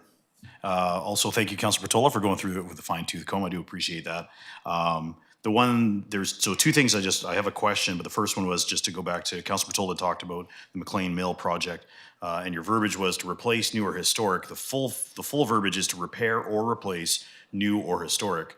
I understand, and if there's a suggestion on parentheses or whatever, but I did understand that to be repair or replace new or historic, and of course, yes, replacing historic, that would be very tough, but we could definitely repair it. So going back to the Equipment Replacement Reserve Fund, which Councilor Patola talked about, says funded by annual allocation. So I've gone through this before. So for every time a piece of equipment goes out, we charge out for that piece of equipment, and part of that charge out is to replace it, to go into this fund to replace it in 10, 15, 20 years as described. So other than taxation, is there any other allocations, or is it strictly from taxation? May I ask that question? Madam Chair, the only other funds that go in there is if we sell a vehicle, the proceeds from that sale of the vehicle will also go in that reserve. Thank you, Madam Mayor. Yeah, I didn't think it was entirely from taxation. I knew there was another part to it, so that makes a lot of sense. So, funded by annual allocations is fine to me. But again, I've never been a lawyer, so I would give that to Councillor Patola if there's any wordsmithing to be done. But I appreciate the report, and I appreciate the points that he's made. Other comments from council? Councillor Mealy, would you like to read the motion? Thank you, Madam Mayor. I move then that the Committee of the Whole recommend Council endorse the amendment to the Reserve Fund Establishment Bylaw number 5086/2023 and provide 3 readings of the amending bylaw. Thank you. Seconded by Councillor Solda. Councillor Mealy. Thank you, Madam Mayor. So then obviously this brings to the point then Councillor Patola has suggested a few changes. Is that going to be done then before we see that at the next meeting? I would imagine it can be, absolutely. I don't think we need to direct the specific wording. I think there's been conversation here. There's general, I haven't heard any disagreement with, and the wording can be changed still when it comes to council. So my suggestion would be that staff bring it back based on the conversation we've had today. And then if council wishes to change it further, we can do that during the readings. Thank you. Okay, seeing no other comments on the motion, all in favor? Carried, none opposed. And we'll go to 2024 reserve planning processes and balances. Thank you, Madam Chair. So if council remembers, we did a review of reserves in the summertime. We talked a lot about having this discussion before budget season. So here we are. We'd like to just look at the reserve balances, look at the intended purposes. We did establish some reserves in the summertime. Now would be the time to incorporate that, any contributions, any other ideas you may have for contributing to reserves should be discussed during the financial planning time. So the report just goes over the established reserves that we do have and the current balances. The balances that we have are estimates to December 31st. So obviously our statements are not produced and finalized. So they are what we call estimates. Transactions that occur throughout the year include any funds that may have been contributed by surplus, contributed through the 2023 budget, as well as any capital projects that have been completed or money spent on during the year. So that'll be the transactions that you see there. We've also included a table on the RCMP surplus. So just to state that the surplus that we've noted here are transactions that have happened in the RCMP reserve. So we do talk surpluses because that is what funds this reserve, but we are talking the RCMP reserve when we look at this table. So throughout the year, we did have some contributions of surplus. We did have some budget line items that were expensed, and then we have our estimated budget. We also did note in the report some future obligations regarding our retroactive amounts that will be paid out over a 2-year period. So just to note, we have talked about those funds coming out of this RCMP reserve. And depending on what RCMP surplus looks like at the end of this year, additional contributions may need to be made in order to fund the RCMP retro agreement out of this reserve. So there are a few ways that you can contribute to reserves. We did have some light discussions when we established our reserve bylaw. We had conversations about establishing contributions to our asset management reserve. And Council has also done a great job of allocating surplus at the end of the 2022 year. You did allocate surplus to 3 different reserves. So just to refresh your memory, that would be the Parks, Rec, and Culture Reserve. That would be the Asset Management Reserve, and as well as the RCMP Surplus Reserve. There are different ways Council can allocate funds to reserves in order to meet any of your strategic priorities for the current financial plan. You can allocate a percentage of contribution of taxation, so a 1% increase, which we know, I know you guys already know this number, but it is $277,588. So you could look at contributing a 1% increase. You could also look at a dedicated revenue source. So a good example of that is our Parks and Rec and Culture Reserve. We dedicate 10% of our revenues back into the reserve each year. Periodic revenues, so unexpected revenues or grants, can also be established into reserve and used for a specific purpose as well.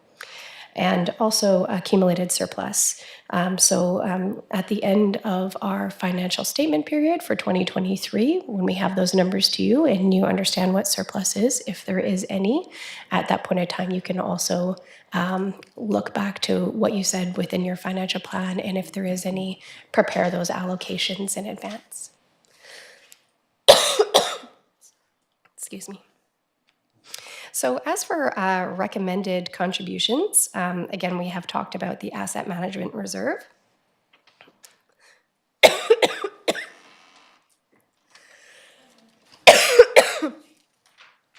Sorry.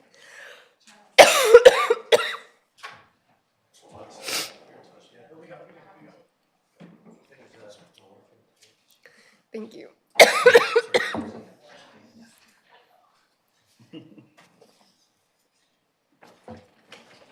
Thought I was going to make it through.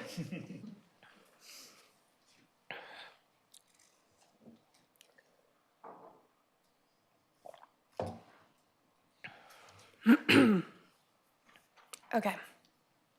So we talked about a 2% levy for capital sustainment. So contributions to your asset management reserve are going to fund those master plans that we have been discussing. And I know nothing has been brought forth, but it is very important to ensure that that is earmarked and you do have a line item going forward in order to be able to fund that reserve and meet those future obligations. So it's great to start those conversations and have goals of setting 1% or 2% in there. So the recommendation previously discussed was 2% of taxation. So we have also included this in the report for you today. So this report, there's no implications. It's simply for discussion purposes. The committee can recommend to council any specific contributions that would be required to meet any of your strategic priorities that are known. Or you can also discuss at a different point in time when we do have surplus to contribute, as well as during the financial process with Director McGifford. So this simply is to start that discussion and understand what your priorities may be and what reserves you may want to look at contributing to and the sources. Thank you very much for the report and all the information. Comments from council. Start with Councillor Solda. All right. So first of all, To this council, I still don't agree the community safety building should be pulled out of, and it should be on its own line item. But I just want to voice that. And I want to talk about the RCMP. And when I look at, the government has put out a rollout of body cameras by 2024 that they're looking at. Everyone's going to do that. And we're looking at $3,000 when I looked it up, $3,000 per camera per year. That's what I'm here reading. Maybe I read that wrong. So that works out to be, I did write that, approximately 102,000. But my other thing too is the retro pay. Is that coming out of that, or do we have a separate area that comes out of? That's got to be paid by 2025 because it's you pay every year for that. So when I look at how much is in that reserve, and there's not any money in there for it. By the time you add all that up, what do we do there? That worries me quite a bit. Although the government talked about 238.5 million on their share, maybe with the cameras, but what does that mean for Port Alberni? I have no idea, and maybe staff knows. Then I look at, so that's my biggest thing there is the RCMP reserve. It's really down, and that worries me, and we're gonna have to tax the people. So then, now, second part of another concern that I have, in 2022, when I go back to the minutes of March 7th, 2022, I look at that we borrowed from the water fund for sewer, $258,802 to help mitigate the committed projects for the sewer. And then when I look at, when you go in here, what was presented to us is that on 2022, that reserve, I believe, had $3 million in there for the water. No, so, no, maybe it was the water. I just am not on that page right now, so I need to go, can I just borrow your computer, madam here? So I don't have to go scrolling. Yeah, so this is the sewer has 3 point. It has 3 point something million dollars in there, so why did we have to borrow from the water fund to help mitigate that in that same time period? Or maybe that can be explained, and because we have a lot of money in there, so, or did we get some grants and help mitigate that? So I'll leave that, thank you.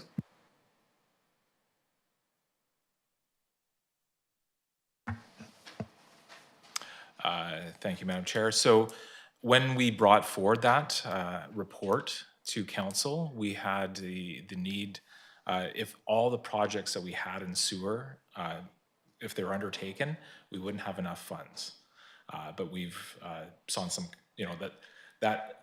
that project didn't end up costing as much as we anticipated. So there was no need to borrow the funds. So there was no borrowing. It was just, when we give the budget authority to enact that work, we have to have that funding there. So if all the projects were done, which they hadn't been complete, and we'll bring back some more details on projects that weren't completed or funding that might be repurposed moving forward. That was just a situation. So I couldn't let the Director of Engineering go forward with that without getting the budget authority. So that's why that was that borrowing and reconfiguring where that funding was coming from for that project. So there was no borrowing internally for that one. I like that, and it would have been great, the general public wouldn't have known that, and I'm glad we cleared it up. We've probably talked about it, but when you see it in black and white here, it's different. Thank you. If a project comes in under budget, you guys should tell us. It's good news. Thank you. Comments from other councillors? Councillor Patola. Thank you, Mayor Means. There are a few things that I'd like to pick up on from Councillor Solda's comments. The first actually is not from Councillor Solda, but in the second paragraph of the report under background, the second paragraph under background, it ends with the phrase, transfers into reserves are funded through the financial plan allocations. interest, senior government grants, et cetera, et cetera, et cetera. So what are the financial plan allocations? Can I just read that as being taxes? Madam Chair. So we actually plan for transfers, and one really good example that we've chatted about right now is the equipment reserve. That is a line item, so it is a financial budget transfer. So that is taxation in being transferred from our general reserve into a specific intended reserve. So a lot of our projects, IRF, RCMP, they are all funded from one of these different things. So financial plan allocations, in my example would be IRF. Interest stays within each reserve that it's earned in. Senior grants, that generally refers to, a good example would be our community building fund. So that is a senior grant. We receive that twice a year, and those funds are again transferred into that reserve. Thank you, Madam Mayor. The 2% that is estimated for capital sustainment is just, seems to me, sorry, Madam Mayor, could the director comment on whether or not that is just a approximation number, or whether or not that's actually been based on the costing of the retirement and replacement of the assets? Madam Chair. So this has not been based on any specific calculations. We know that number is going to be big, and that number is going to span over a number of years. So we know that the needs of our replacement are large. And so these aren't based on specific calculations. However, we do know we need more money within this reserve to fill that gap. We know we're going to have an infrastructure gap. We do know that gap will be large because we haven't started an asset management reserve yet. So again, not based on any calculation, but simply just to get a head start. So when we do have those plans and we do have those numbers, you can take comfort in knowing that there are some funds set aside. Thank you, Madam Mayor. So I'm going to just summarize that, is that it's a good idea to have a little bit of a buffer zone in your funding, in your budget for these unforeseen expenses, correct? Well, I wouldn't say that these are unforeseen. I mean, we do know, and asset management is very much now a part of local government, and we are expected to notate our asset management gaps and our information on asset management and report it to the provincial government. So I think that it is, yes, it is a buffer, but the expectation is that we do get these numbers to you. We know what those gaps are, and you do have some money set aside for it. Thank you, Madam Mayor. That's an excellent explanation. Clarifies it for me. Unfortunately, it casts a shadow over the RCMP, because for some reason that budget seems to be dealt with differently.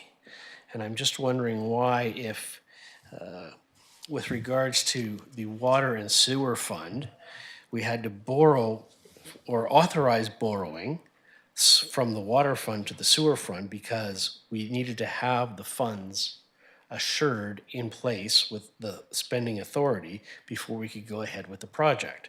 Yet, with regards to the RCMP, we're only choosing to fund out of taxation 32 positions, yet we have the same similar obligations under contract to pay for 34. So in the RCMP situation, we're choosing to go ahead without having the spending authority in place. Now, a solution might be that we have money in the surplus that would cover off, we've already set aside money in the surplus reserve fund to cover off any extra spending. But we already know that we have an obligation of $1,234,607 coming forward.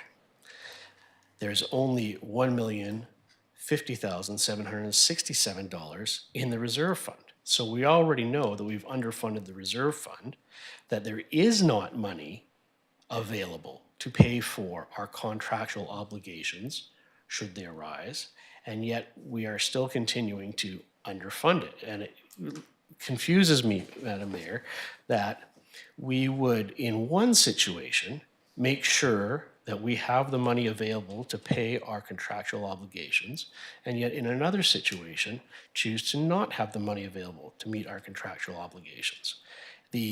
And the situation is only aggravated by the notion that we can fund community policing from this same reserve that's already empty. Even if we don't fund community policing from that same reserve, we're still $23,000 short. And that doesn't account for the funds we know we're going to have to pay in the future, $102,000 plus for body cameras. So I'm just wondering, with regards to the strategy of funding surplus reserves, why in one situation do we need to have full funding available, and yet in another situation, we do not need to have full funding available? I just want to note from my perspective, and we certainly can get the Director of Finance to comment further on this, we do have the funds available to meet our full commitment of 34 officers, 2 funded from that reserve, and 2 funded, and 32 funded from general taxation, because the payments for the back pay are staggered over years. So we do have the funds available this year to fund it that way. We can make a change for this year if council determines to do that. We can make a change for next year. Historically, we have seen funds up to $800,000 a year coming into that reserve. So I understand that this is a point of frustration for you, Councillor Patola, and that we've had this conversation at the last meeting as well. If council wishes to make a change, they absolutely can, but we are not putting ourselves in a situation where we cannot meet our funding obligation to the RCMP this year. We absolutely can. We have the funds available. We can reevaluate if our returns from the RCMP is not like any other kind of city function, because it's not a city function. It's funded differently. The surpluses come back to us differently. They come back to us at different times. There's a whole lot of differences. Historically, we have seen very large returns. And so the effort to split 32 from being funded from taxation and 2 being funded from this reserve was in an effort to tax the people of Port Alberni more accurately on what we actually end up needing to charge. We have historically used 30.5 officers. I understand that's not going to satisfy you, and council absolutely can choose to go a different direction. I want to make an effort to not have the same conversation over and over, because we did have the same conversation at the last meeting, and I think we will have it at a future meeting as well. Councillor Mealy. Thank you, Madam Mayor. Yeah, and I agree. I believe that's the frustration, is just that we don't have to pay it all now, and that's why it's not all in there. We are staggering that. And if I'm not mistaken, when it comes to the differences between, and I could be wrong, again, it's been a while, but there are specific legislation for a sewer bylaw or a sewer reserve and a water reserve, and it is different from an RCMP surplus account. So there's different rules that have to be applied. Yeah, and the RCMP surplus account is something that is unique to our community. We created that, I think, maybe when you were on council a long time ago, or definitely Cindy was, but we created that proactively as a way to save and put those reserves to use for something that could be unforeseen. I think also really important to note here, and something that members of council who weren't on council at the time may not be aware, is this back pay amount didn't just get underfunded and it didn't get underfunded. How should I say this? We were told an amount from the provincial government that we needed to budget for that increase, and the actual amount that the province and federal government ended up handing down to us was approximately double. So this was a surprise, and it does make the situation unique, and absolutely we may need to make a change because of that. But I think the history of how we got here is it was very much out of our control. We did budget for it. We were aware it was coming. We budgeted the amount that we were told to budget, and it ended up being twice the cost.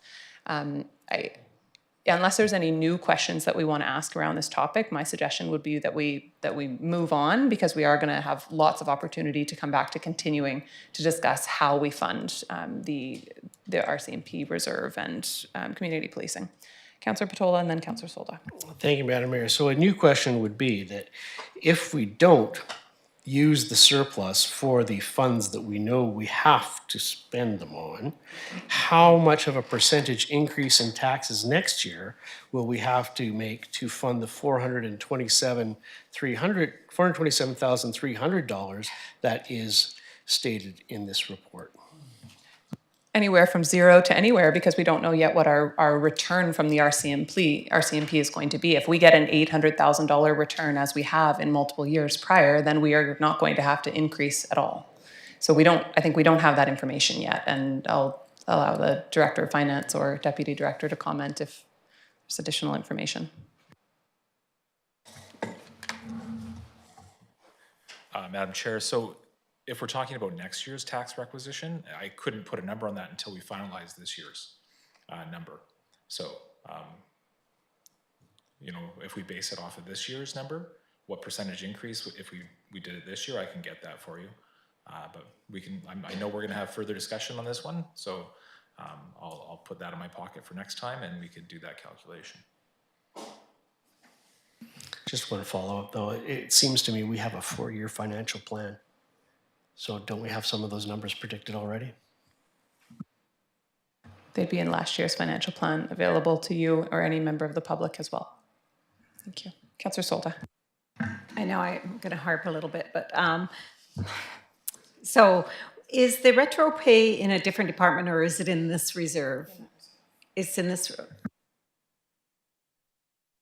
So, okay, and I just look at it, that has to be paid by March 31st, 2025, and also the rollout for the body cameras is 2024, so that's this year, so I'm just concerned on that. Thank you. Madam Chair, so in the contract that we have with the RCMP, we won't pay for those body cameras until they're in the contract, and that would be the contract that we budget for. So they would provide us with the number in that contract. That contract amount next year. So we get updates. We've had another update on additional costs from the RCMP just this past week, some more correspondence. So once again, it's a moving target as far as what we're trying to do. But you know, we've done this practice for a long period of time now. We're trying to look at things differently, and I think council is going to look at things differently moving forward. But how do we smooth this out over these 2 years here for the public, knowing that there's cost pressures across every service delivery that we provide to the city. So at this time, we're looking to manage the cash flow for the repayment of the retro and provide kind of an amount that we can bring forward to council as far as a tax increase that understanding, you know, we are, you know, as the earlier report said, we're one of the lower ones, but we still know that the public has limited funds, and we have to be mindful of that. So trying to manage what we have in reserve, what we need to pay, that was the recommendation that we brought forward to the committee and was supported. Understanding that there are potentials that we don't know yet as far as surplus or maybe no surplus. And that is a risk, but I think we try to look at it and smooth it out over the next 2 years, and you know, we can have more information in the fall when we get our final contract amount from the RCMP, because they go on a fiscal period of April 1st to March 31st, and usually their reporting is wrapped up in August or September. So we can provide that information to council at the time, and then get further direction on the steps we need to take. Thank you. Other comments? Councillor Douglas, would you like to read the motion? Thank you. I'd like to make a motion that the committee of the whole receive the report 2024 reserve planning process and balances dated January 17th, 2024. Thank you. Seconded by Councillor Mealy. Any final comments? Seeing none on the motion, all in favor? Carried, none opposed. And thank you very much to both of you for all of the finance reports tonight, which I think has been all the reports so far. So we know you guys have been very busy, and as we continue the budget, we'll just even more so. We'll move on to item number 6, which is the Aquatic Center operations. Welcome.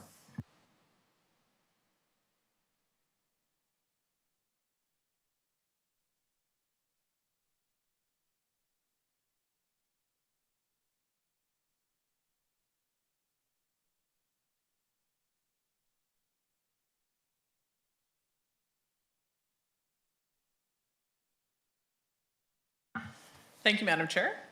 So at the regular meeting on November 13th, Council passed 2 motions regarding the Aquatic Centre.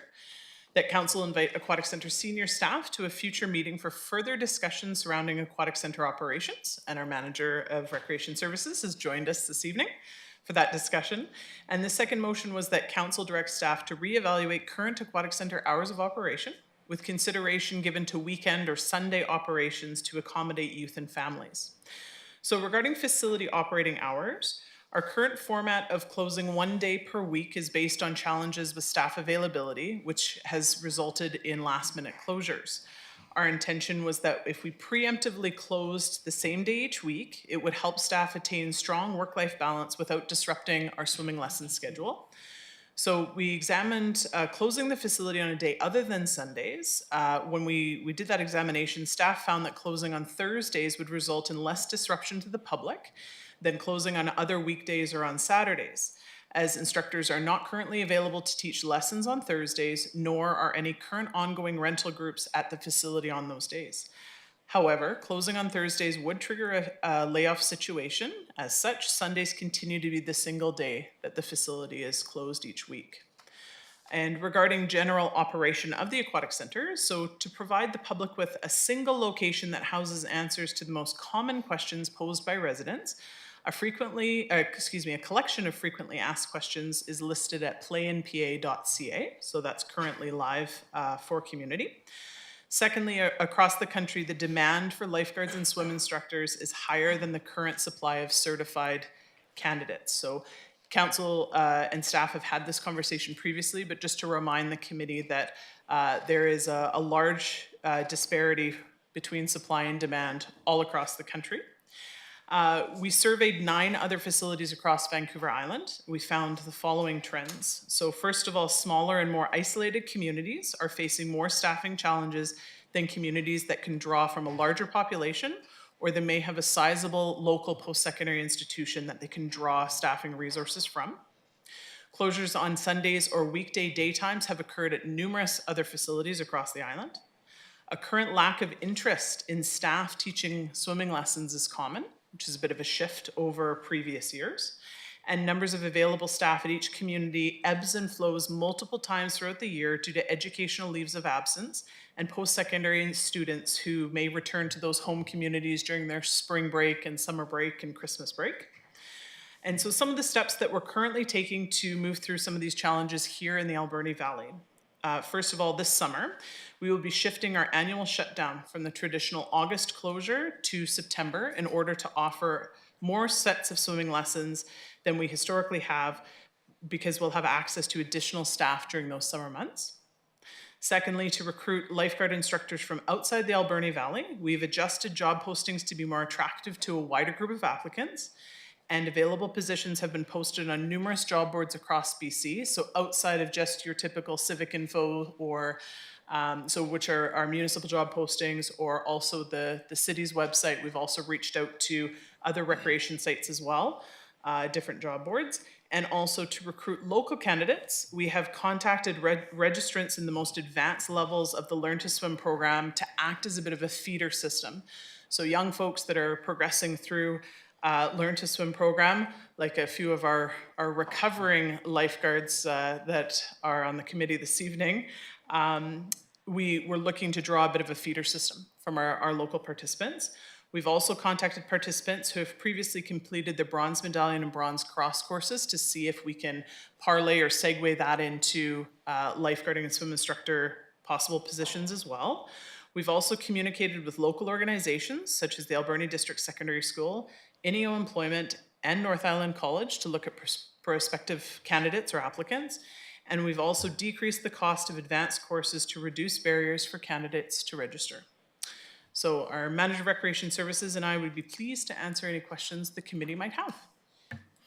Thank you very much. I will go to council questions, but I just want to say I recognize how difficult this issue has been for staff at the facility as well, as there has been a lot of public pressure, and as it's a complex issue, people don't necessarily have all of the information or are able to understand.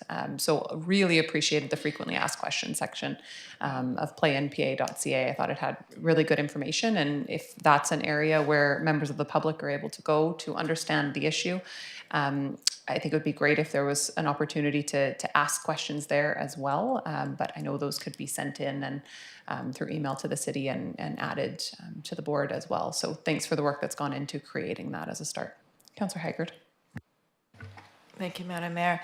Willa, can you also talk about how you're trying to change the scheduling that your people that work at the aquatic center? You talked about that to council a little while ago, but you did mention it today. And I just want to know if that has helped the situation at all.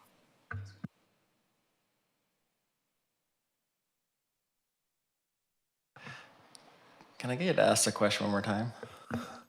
Well, I had mentioned to council a while back that she was doing some different things on scheduling. Like instead of saying, here's your 15 hours per week, the person come in and say, well, I can work these 15 hours or these 20 hours. So just giving a little bit more flexibility in the hours that people can work at the aquatic center. And I just want to know if that's helping the situation at all.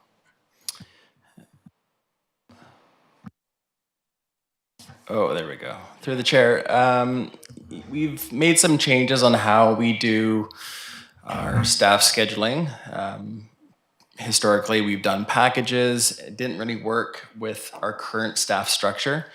And so we provided the opportunity for shift pick, where staff can pick shifts that we have available that fit with their school schedule, sports schedule, personal life schedules. And it's been more successful in the last 2 years with that than in previous years. So I'd say it is been a good thing with the change we've made with that. Thank you. Other comments? Councillor Patola. Thank you, Madam Mayor. I just wanted to extend my thanks to Director Thorpe.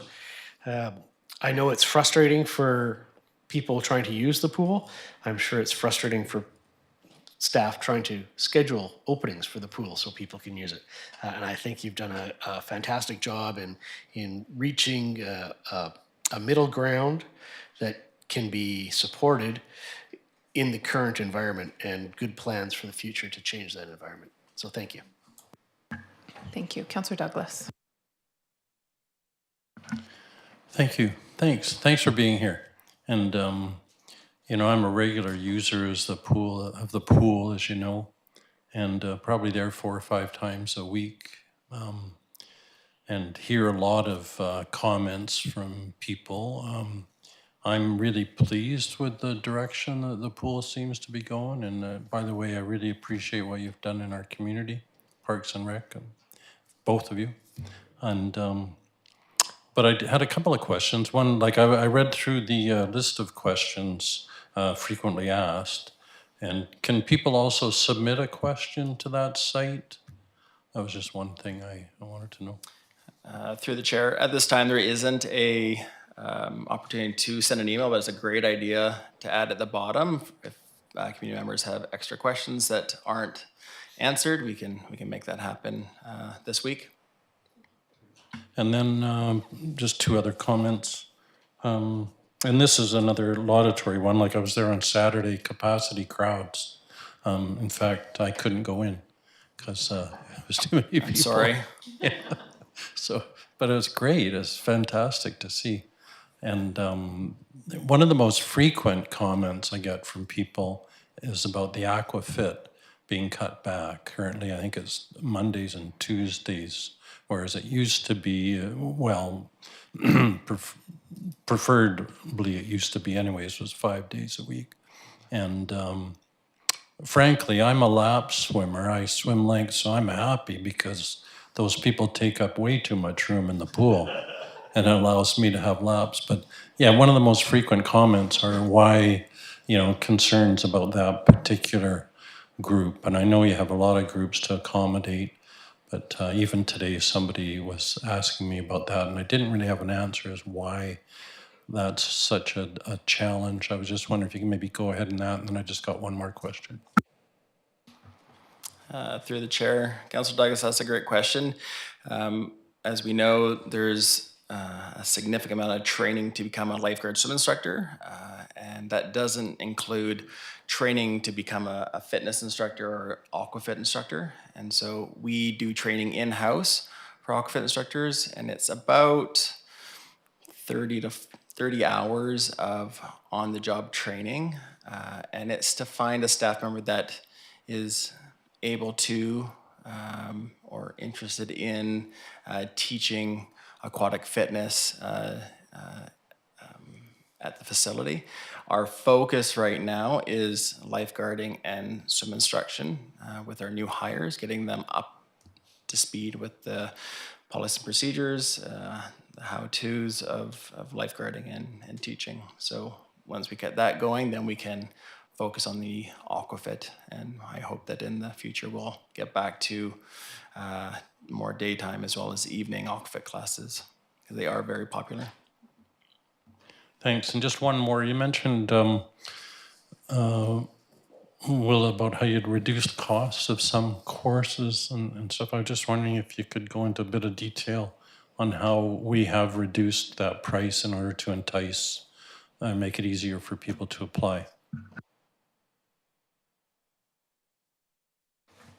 Yeah, so further to the staff report there, we're looking to find balance between subsidized recreation. So of course, as the committee is aware, but for public consumption, municipal recreation does not sustain itself, as opposed to private recreation, which in many cases very well does. And so fees essentially live a bit on a spectrum. So that idea of if it's something that we're offering a service for, and on the other end of the spectrum would be that user pay for service model, which is based more in a private recreation environment. So with that balance in mind, we have decreased cost of registration in advanced courses by about 50%. So that idea that there's still an expectation that there's an investment from the participant or the candidate to invest financially, as well as their schedule and their time and efforts to become a certified lifeguard swim instructor. Also, though, offering a discount as well to try to eliminate some of the financial barriers that some prospective candidates might possess as well. So again, trying to find a balance in there. Of course, as council moves through the financial planning process, if that's something that council would like to see shifted and the way resources are allocated in our various department budgets, of course, staff would be happy to have that conversation as well. So again, thanks very much. Thank you. Councillor Mealy and then Councillor Solda. Thank you, Madam Mayor, and thank you both for coming today, and really appreciate the information and getting that out there. Just really quickly going back, so what's up with all the pool closures? I think that's very informative, and everybody who has a question about that should read it. At the bottom, you don't have to email, but there is a reply, so you can leave a reply if you're a citizen on that. So I do appreciate that. Just really quickly, and it may just be a really simple question at this point, is closing on Thursday to trigger a staff layoff for permanent employees who are scheduled during the weekdays. So if we were to want Sundays at this point to change that, that would be through the collective bargaining agreement, or is there any other way that we could ask our employees to move things around? But I'm pretty sure I know what the answer is, but I just want to make sure it's clear. So, Madam Chair, without going too far into the abyss of human resources discussions at a committee of the whole meeting, the bottom line is there absolutely can be a change to operating hours if council sees fit, if there's any specific direction council has.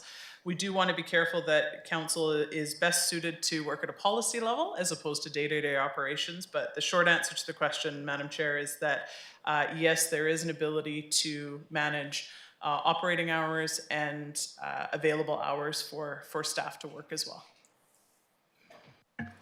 Thank you. Councillor Solda. Thank you, Madam Mayor. When I look at Sundays and the pool opening, I'm looking at winter hours, not the summer, because there's the lake. And that's when families want to go out And also on Thursdays, school happens, so families aren't, and they're working, so they're not gonna come and play. So that's how I vision the Sundays, just to put in the winter hours.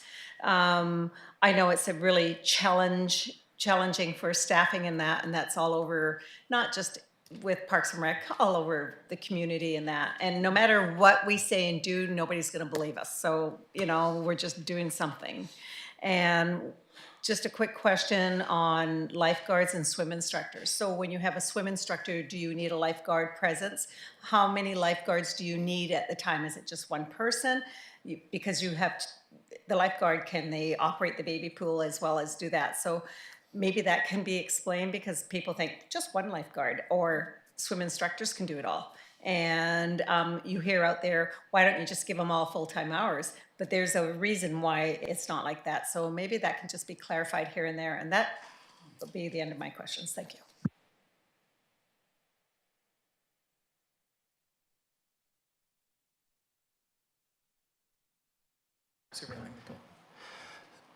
To the chair. So when we are doing swimming lessons, the swim instructors are able to monitor the kids that are in their class with the training they have with their swim instructor award, as well as their lifeguarding award. We don't allow patrons in the pool to use a hot tub, sauna, fitness studio at that time.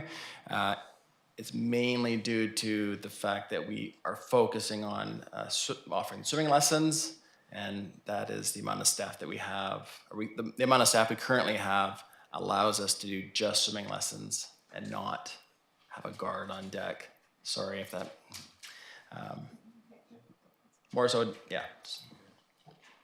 And just to clarify, lifeguards, when the pool is open for family swim, how many lifeguards do you need to have on duty? We follow the BC Health Act and the Life Saving Society recommendations for pool operation. And so there is our pool safety plan that we follow is one lifeguard for every 40 patrons in the pool. And so we usually schedule, depending on the time of day, day of the week, a minimum of 2 lifeguards to open and to operate. And that allows us to have maybe public in the pool. If we anticipate it to be a busy swim, we would schedule a 3rd or 4th or even 5th lifeguard. And if we didn't have lifeguards to work, we would limit the number of patrons that are permitted in the pool. And unfortunately, they would be stopped at the door and one in, one out kind of policy. Thank you. Thank you. Any other questions or comments? Okay. Seeing none, Councillor Mealy. Thank you, Madam Mayor. I move that the Committee of the Whole receive the report Aquatic Centre Operations dated January 22nd, 2024. Thank you. Moved by Councillor Mealy, seconded by Councillor Solda. Seeing no comments on the motion, all in favour. Carried, none opposed. And thank you to both of you for coming today. And I know you're working hard to try to get more openness of the pool. Item number 7, we have update on intersection and pedestrian safety improvements.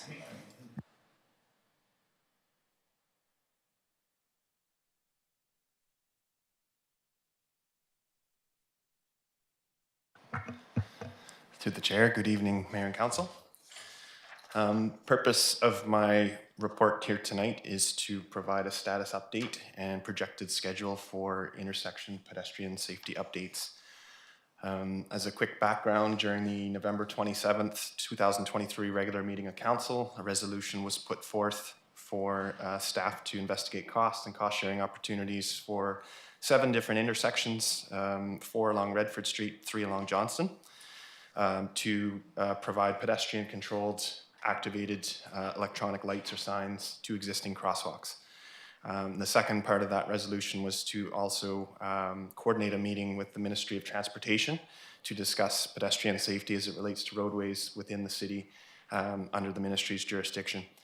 I'll get into more detail with the particular intersections, but just to touch on the meeting with the Ministry of Transportation that did occur about a week and a half ago. Where we did discuss not only pedestrian-related safety items, but a number of other transportation items. So, excuse me, looking at all the options available. It was determined from reviewing of literature that probably the most effective, both in cost and safety improvement, to improve existing intersections was to add what are called rectangular rapid flashing beacons. For Council's knowledge, a recently completed project at 10th and Dunbar has those similar type of pedestrian signals installed. You can see in the figure 1 just a typical installation. I don't need to explain any further than that. But I did want to point out that review of literature from down in the US, which has a much higher data set, you can potentially improve pedestrian, pardon me, I'm catching on my words here, reducing vehicle pedestrian crashes by up to 47% by adding these. It just brings a lot more awareness to motorists of someone being present in the crosswalk as they enter it. So a couple of items to touch on just regarding the financial side of things. So in the 2023 to 27 financial plan, we previously had $150,000 in capital projects for intersection safety upgrades, both in 2024 and 2025. There's been a recent application submitted to an organization called Vision Zero BC, which is a joint partnership of BC Injury Research, Government of BC, First Nations Health, and a couple of the 5 local health authorities. That application was submitted and we're expected decision early March 2024. In addition, cost sharing opportunities were discussed and reviewed with ICBC. Of note, the recently completed 10th and Dunbar project, they retroactively contributed over $25,000 towards that. Regarding future initiatives, once we have a better detailed scope by intersection, we can present that information, and it's very much in line with a lot of their grant funding potential opportunities. Just regarding budget, so preliminary budget review looks to be about $20,000 per intersection to add 2, basically 1 on each side of the roadway, on each side of the crosswalk. Based on that, the 7 intersections identified by council as a priority, we should be able to complete that with just the 2024 budget. I do want to comment, though, just that in conversation with the Ministry of Transportation, there are some additional requirements for their standards that would be necessary at these crosswalks in addition to just having flashing pedestrian activated beacons. But we had a very productive meeting and conversation with them, and we're going to look at options and cost sharing opportunities with them for the 3 along Johnston. I also wanted to bring to council's attention, back in 2021, there was a council report presented, network screening, which presented the top 20 intersections within the city for collisions. This wasn't just pedestrian collisions, it involves vehicular and other types. The majority of those intersections in that list wouldn't be suitable for these simple upgrades purely because a lot of them are complex, already signaled, already have pedestrian activated signals in them. However, out of that list, there were 3 and they are identified in this report. So the intent behind all of this would be to complete for sure the 4 along Redford Street this year, the 3 along Johnston pending approval and discussions with the Ministry of Transportation. And any remaining funding would be allotted towards the 3 intersections identified through that ICBC, or yes, excuse me, the ICBC report presented in 2021. And I think that's it. So I will open up to any questions. Thank you for the excellent report. I just want to start with my comments because I think that our motion, the motion that was actually made, because it was changed through our conversation, is not fully encapsulating what the direction of council was. So really happy to hear that we can move forward in potentially with those 7 intersections or crosswalks. But the motion, I believe, was to cross-reference with the 2021 report. And my preference would be, I mean, those were just 7 crosswalks that Councillor Mealy came up with off the top of his head, you know, and that's important. And those are important crosswalks. However, my preference would be that we move first on the ones from the 2021 study, because that was based on intersection data from ICBC and other sources. and then that we move to the 7 that were on the list, rather than the other way around, which I think is how we've stated it. Ideally, I think we do them all this year. We know that our pedestrian and vehicle incident rate is significantly higher than the provincial average, and I think that this is an area where we should prioritize. There's been direction from council to prioritize, and I would love to see us do all 10 of the intersections this year. But for me personally, I'd like to see that swapped around. First, the ones that were identified through the study, and second, the ones that we put on our list and all agreed that they needed to be prioritized as well. And second, I just wanted to note that the subsequent motion that was made for a meeting with the Minister or Ministry of Transportation, I'm glad that staff has had that at a staff level, and I do know that you meet with the ministry on a regular basis, but that motion was specifically for the mayor and staff to meet with the Ministry of Transportation, specifically on Johnston Road, because we earlier tonight when the students got up and said the ministry said no because they're working on pedestrian improvements on Johnston Road, I thought, well, working on it is a bit of a stretch.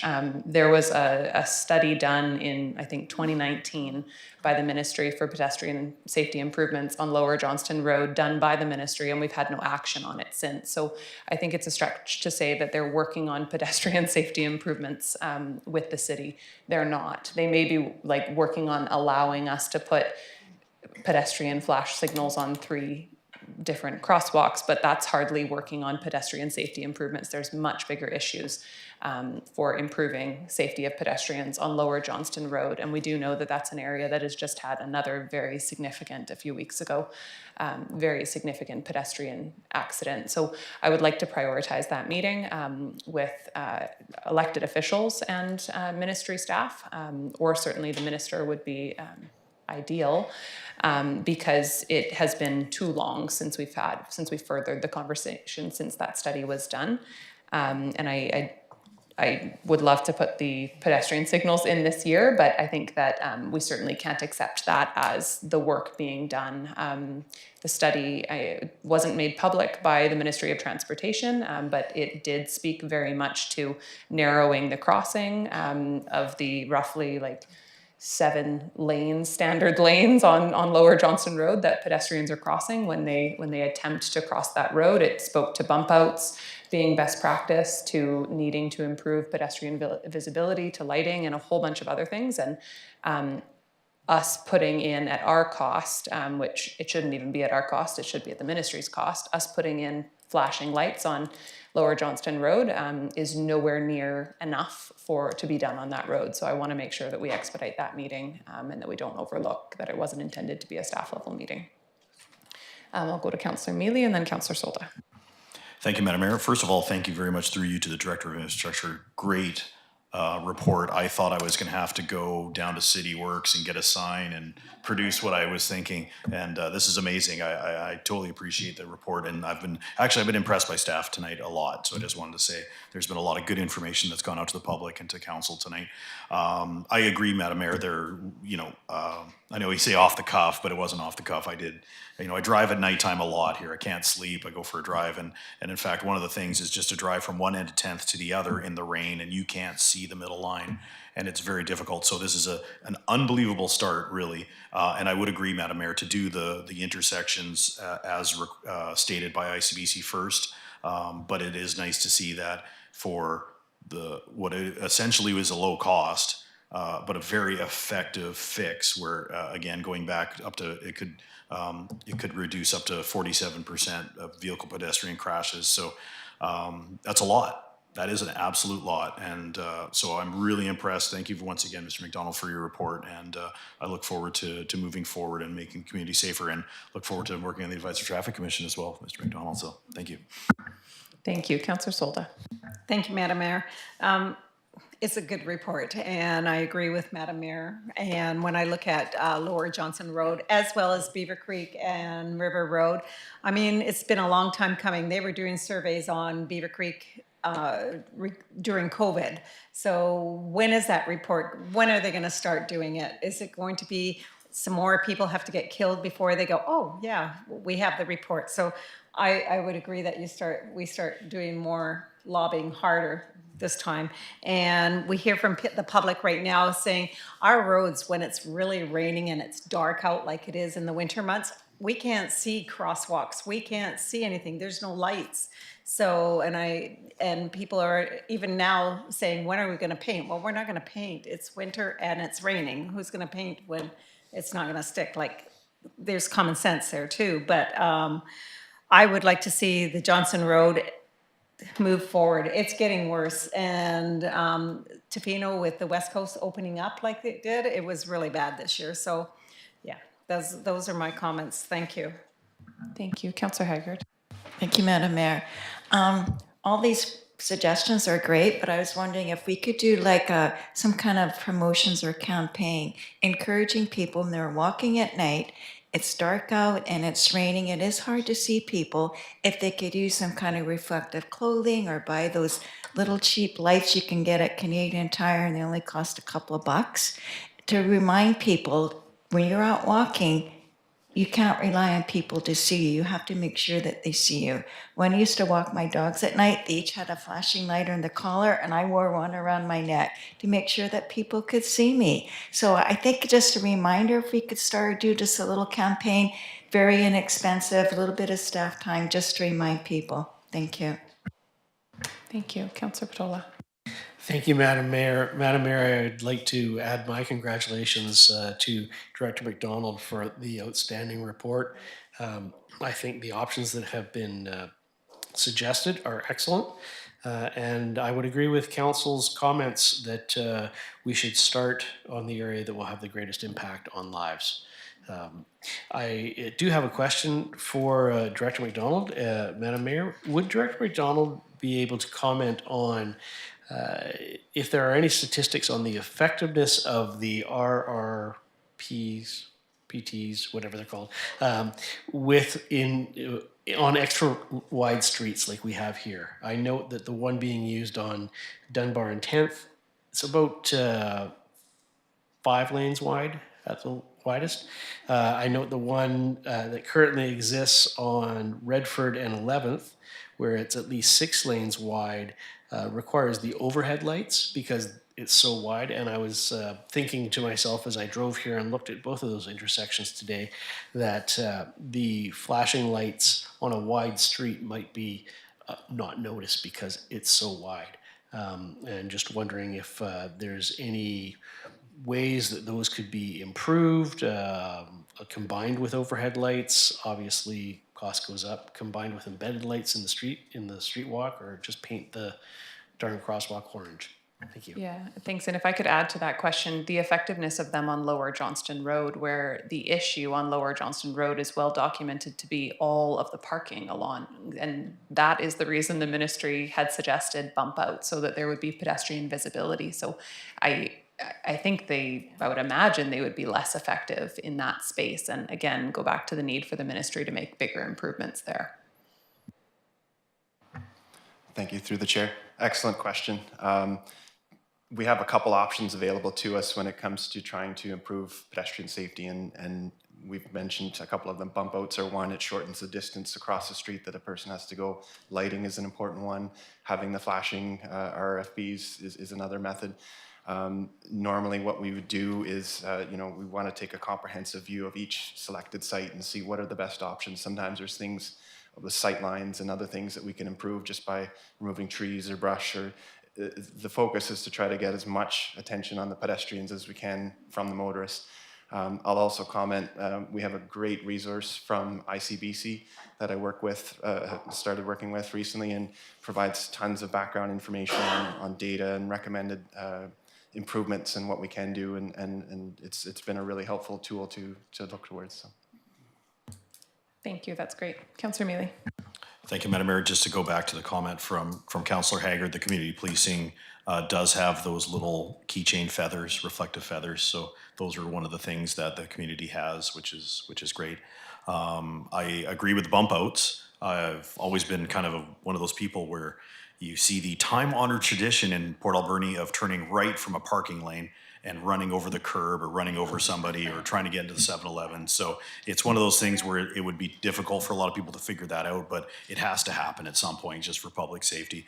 And then a bit in tongue in cheek, I would love to see on Johnson Road, the Ministry of Transportation approve and pay for big overhead lights, and then we can hang our Christmas lights on it.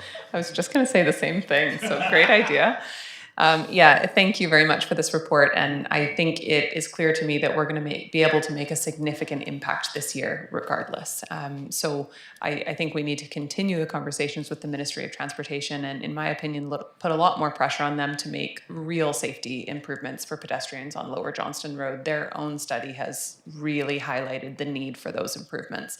But if, as an interim, it makes sense for us to put the lights on Lower Johnston Road as well and improve it later, I just don't want to see us get into a position where we put the lights there and then the ministry never does anything further to take more significant steps. We know that that's an area of significant concern. Councillor Douglas. Thanks. And don't want to belabor the fact, just concur with what's been said and generally, about the intersections, about strategizing the priority of them as opposed to what just council recommended. I think that'd be a great idea. And the other thing is, two things. Councillor Haggard mentioned the reflective stuff. I know ICBC used to have a ton of swag that they would give out. So maybe we could pull a few arms there and get them to maybe even put on a safety show. They used to do that for bicycles and road safety and stuff, and hand out and provide that as a concentrated community effort to get more reflective material put out there. And then the other element we haven't really mentioned is speed. Like, everybody drives too fast in Port Alberni because we have such wide streets. And also I think it's just sort of bred into the community. You mentioned, the time-honored right-hand turn, driving over the curb, and so that's education and enforcement. And I could swear now, since we put that 50-kilometer sign, which thanks to our CAO got that done on Stamp Avenue, which it didn't have before, and I drive that every day, and people are driving slower. It's they're driving 50 kilometers an hour now. You don't see as many people going 60 and 70. So maybe, we should entertain the concept of lowering the speed limit, maybe to 40. Other communities have considered it. Where do we have to go that we're in such a hurry that we're having to kill people to get there? So that's another aspect. And then, of course, is just education, which we're talking about. So thanks for the opportunity. Thank you. Councillor Mealy. Thank you, Madam Mayor. I would wholeheartedly love to move that the Committee of the Whole receive the report update on intersection pedestrian safety improvements dated January 22nd, 2024. Thank you. Moved by Councillor Mealy, seconded by Councillor Solda. Seeing no comments on the motion, all in favor? Carried, none opposed. Thank you. And we will move on to question period. This is an opportunity for the public to ask questions of council. For all participating electronically, I will ask that you use the raise your hand feature, and you'll be called on to speak in the order which your hand appears. And I will go to Mr. Kannegizer first for a question. Thank you. The essence of the questions at that November 13th meeting regarding pool operations, I believe posed mainly by Councillor Douglas, was the frustration that council was hearing about sudden closures, Sunday closures, and staff tonight reiterated what's in the report, that's primarily due to a lack of staff. And that's a Canadian, if not an international problem. Part of that staff problem, a big problem, is the requirement by the city and others that people have both a swim instructor and the lifeguarding certification. And we heard that the instructor certification is difficult to get because there's a lack of instructors to teach the instructors, and it's costly what you're mitigating. In the facts, in the question and answer question that was posed along with the report, there was a question that was very interesting.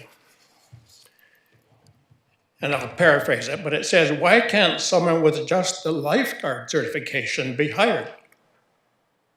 The answer?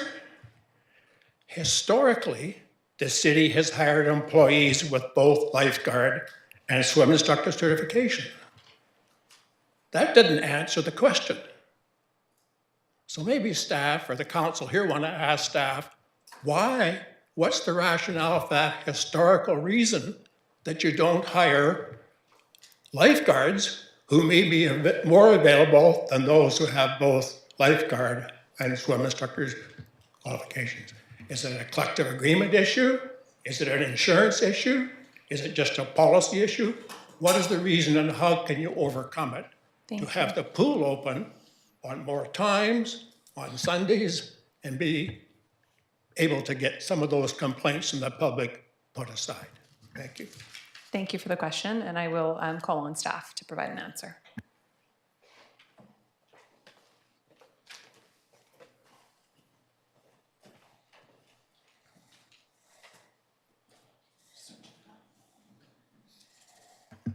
Thank you, Madam Chair. So further to the question from the citizen, so historically, yes, the City of Port Alberni has required candidates to hold both certifications. And so the rationale for that is that many folks are looking to select just lifeguarding, for instance, and not take any swim instruction. The trouble with going down that road, yes, it's an option for us. The trouble is if we do not have individuals to teach swimming lessons, residents of the Alberni Valley will not learn what I would consider to be a life skill of being able to safely function around bodies of water, especially since we have BC's best lake, as it has been voted for in our backyard. Secondly, so first of all, individuals will not learn the life skill of being safe around the water. Secondly, then there's no opportunity for any sort of feeder system in the future of advanced leadership courses, swimming lessons, lifeguarding, that sort of thing as well. So again, some communities have gone down that road where they're accepting the division of each and having those roles as singular.